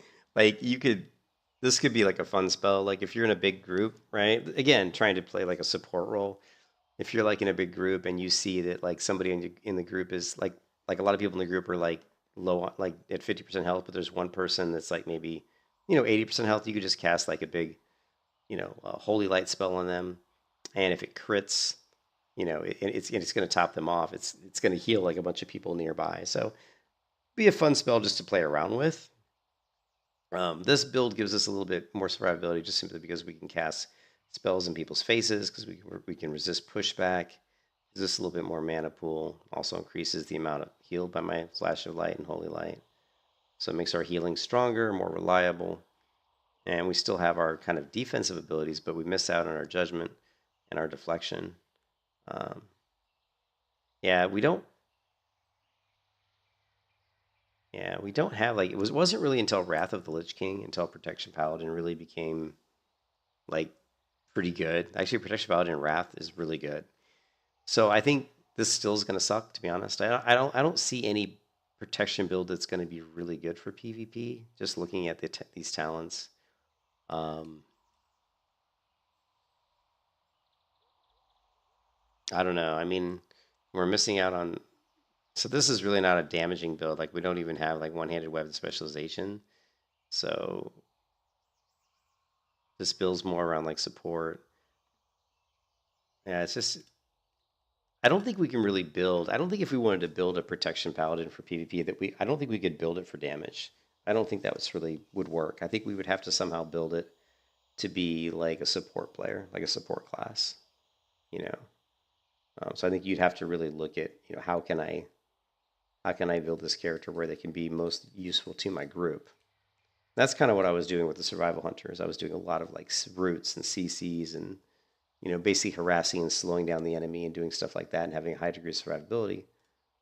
Uh,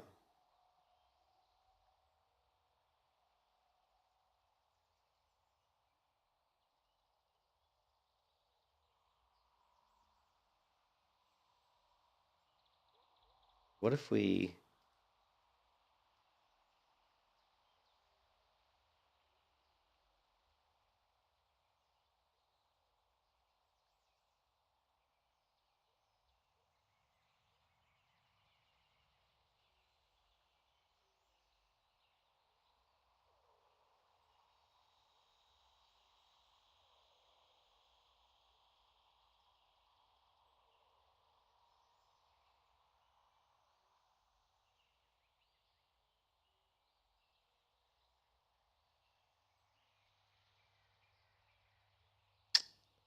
$20? Are you kidding me?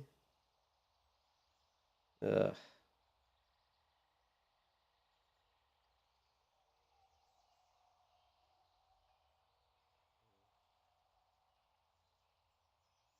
Oh, that sucks, doesn't it?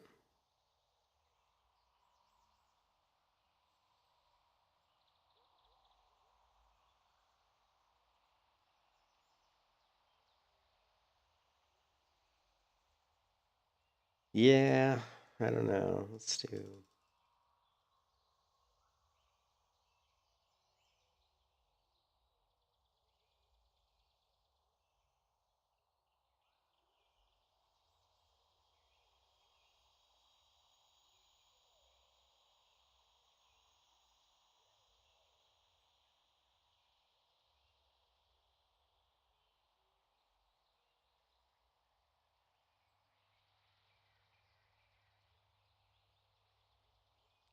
Oh man, I don't know. I think Ellie Shaman. Think Ellie Shaman was, if I remember correctly, Ellie Shaman was really strong in TBC, like super strong.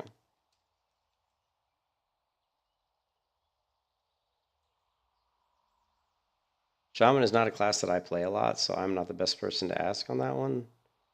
And have some success playing an enhanced shot. In twos, Shadow Priest is a really fun class to play with, I would say, because you have Dispel. So if you are raiding, you want to get into Arena, you can definitely pick that up. It's just they're not on the same level as these classes. And when it comes to it, the other niche casters are going to be the Ellie and the Balancer. You don't really see these in Arena. Ellie cranks if it can get a cast off. You see. Yeah, I think if now I'm kind of remembering. So I think Ellie Shaman. I don't know. I haven't looked at like the differences on Ellie Shaman, but in TBC, Ellie hits really, really, really hard. But the problem with Ellie Shaman is that you got to get the casts off. You have to be able to you have to be able to free cast a little bit, which can be difficult in Arena. So if you're thinking about Arena, that could be challenging.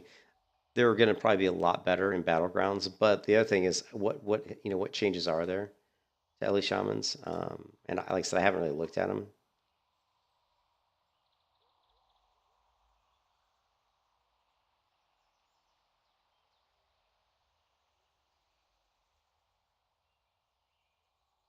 Yeah, so I'd have to go back. I mean, I have to. Yeah, I couldn't really tell you because I'm not a shaman. I'm not a shaman player. I'm not an expert in shamans. But how about?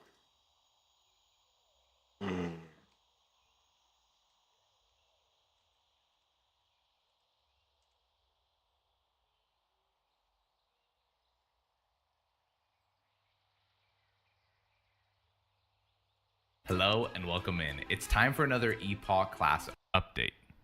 Yep, Dwarven Shamans are available on Epoch.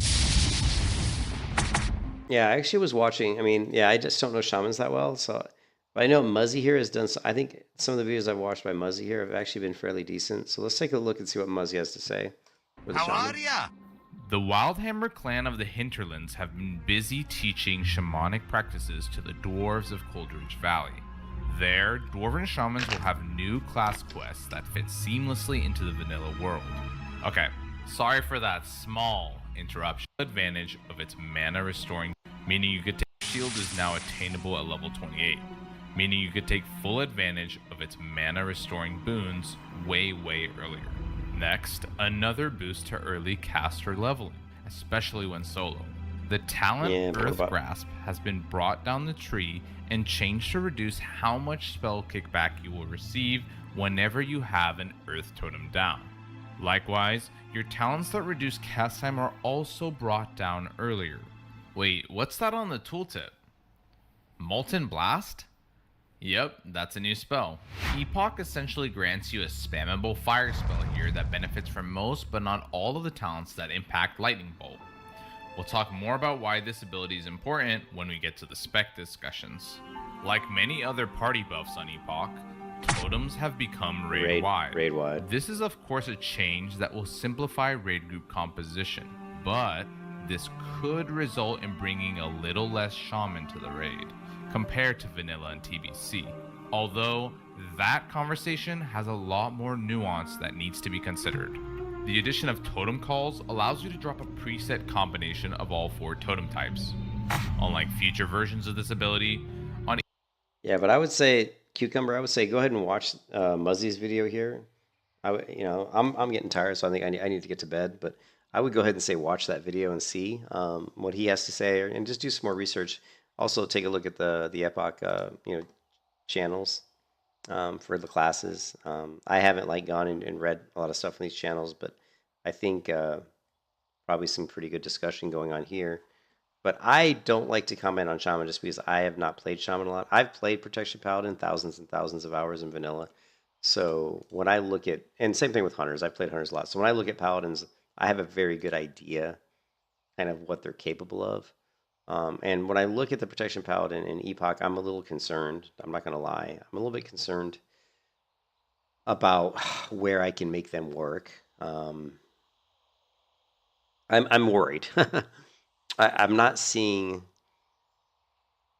really seeing anything that's going to make them very viable in PvP. Unless I went with like a rep prop build, which we could do something rep prop. But I mean, Revenger Shield is so good that I hate not having Avenger Shield, which means you can't get a whole lot if you have to go all the way down to Avenger Shields. Like what can you get? We saw. I mean, maybe we could get. I mean, Seal the Crusader. Not that great. I mean, Seal Command, pretty good. I don't know. You could do something like, you could do a rep prop build that would be something like this. Where you could use, but then now I don't know, man. Like, even with this, the Seal Command isn't great with a one-hand weapon, so then you're like, well, you're going to use a two-hand weapon, and then your shield's not going to work, and...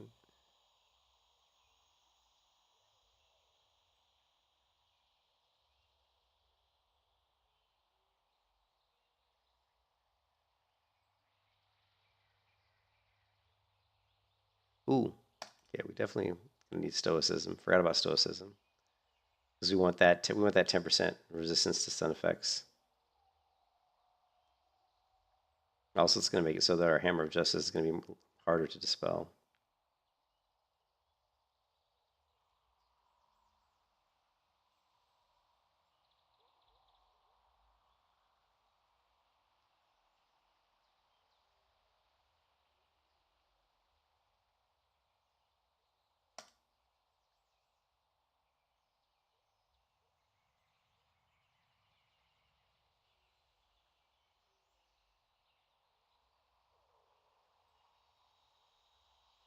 Yeah, I mean, really, I still think this is probably the best build for like protection. If you're trying to just go with like a survivable protection build, it's still, this feels like the best survivability. But yeah, we're gonna have to really look at gearing to try to help us out. What will be the leveling spec for hunters? What freshness should I take as hunter during leveling, and maybe then switch in in-game content? Do you expect melee weaving to be hard? I don't know. I mean, I've never personally done a lot with melee weaving. I mean, since it shouldn't be too bad. Like if you're talking about like PVE, like melee weaving, you just have to move within range of your melee weapon, and it will automatically switch to your melee weapon. So melee weaving should be pretty easy. I don't bother with it because when I play hunter, I do mostly like a kind of a hybrid melee hunter. So I'm not really weaving in shots because I'm spending most of my time right in front of the mob, hitting him in the face with like Raptor Strike and stuff. So it's not really a concern. But I mean, for hunter professions, I think leatherworking and skinning is pretty good. If you're, I would say leatherworking skinning is not bad. I mean, there's some pretty good skinning. I think there's going to be some pretty good leatherworking recipes you're going to be able to make. There's also, I think, what else? What do we get from skinning?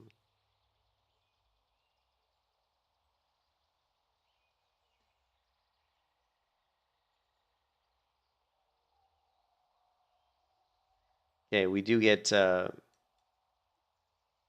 get some different armor increases mounted speed. You've got the armor kits that are going to be probably hard. You got different things you can craft, but then there's also skinning. Actually, skinning's not that great. Skinning's not that great, so I don't know if I would go leatherworking. I don't know. It seems like I would, as a hunter, I always like the idea of going leatherworking because they are going to add like more. They've said they're going to add quite a bit more. Like if you're like dragon leatherworker, it's going to be a lot more like kind of dragon scale type gear. But if you really want to like min max, if you're really looking at like min max leveling speed, man, I still think alchemy is a solid choice. And also, I think even though engineering's been nerfed a little bit, because there's no what was it? There's no like benefit, like extra new benefit to engineering that they've added. It's just basically the plain old engineering. Engineering's still gonna be pretty good. I just don't like. I don't know. I don't like leveling engineering. I don't know, man.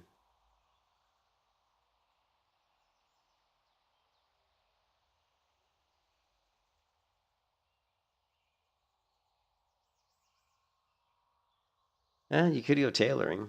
You could go tailoring and you could go tailoring and maybe I don't know, herbalism. I don't know. It's hard to say. It's profession wise. I'm not sure what I would do. I mean, like I said, alchemy is going to be your safest bet because there's a lot of really good potions. You know, the benefits of alchemy and herbalism are pretty strong. So I think that's a pretty safe bet. But as far as like the build, I mean, I still think Beast Mastery is going to be probably your quickest leveling build. If you're looking for just like leveling speed, I would just go Beast Mastery. You know, I think Beast Mastery is a solid build for just leveling. It's, you know, let your pet do most of the work. You're not going to be worrying about dying too much. They have said that the content's going to be more difficult in Epoch, just the general like leveling content. So if your pet's taking a lot of the damage, then that's going to make things a little bit easier. So yeah, I think I would if I was trying to look at what build would I use if I was trying to level for speed, I would definitely go Beast Mastery. So I would do a build like, let's see, Hunter.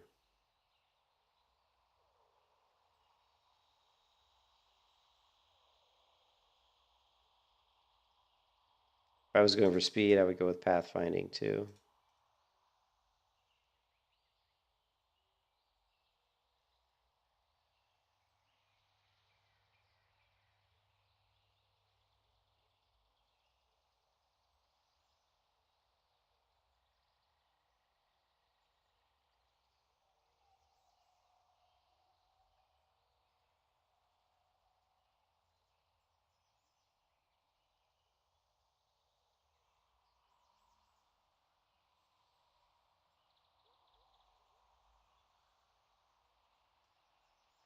Probably might go with something like this build if I was going for just like leveling speed. You could also actually, if you wanted to go like and get the beast within, you could do that as well. It's going to increase your damage. So let's go here. So basically this build.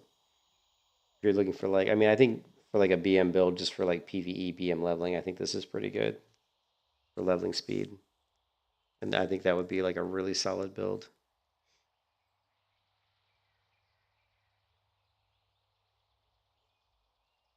But again, with the melee weaving, I wouldn't be too concerned with melee weaving. Remember, the time it takes to move in close to a target, to like weave in and out, it's not, especially if you're BM and your pet's doing the majority of your damage anyway. I mean, honestly, I really wouldn't worry about that. I wouldn't worry about that. Make sure you keep your Serpent Sting up. Make sure you're using your aim shot every time it's available.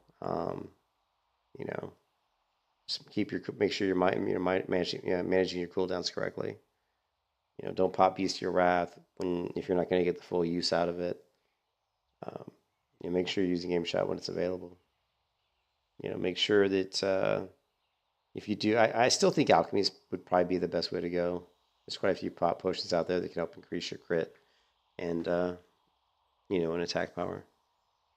But anyways, I hope you guys have a good one. I'm going to get to bed because it is late, and I will catch you guys next time.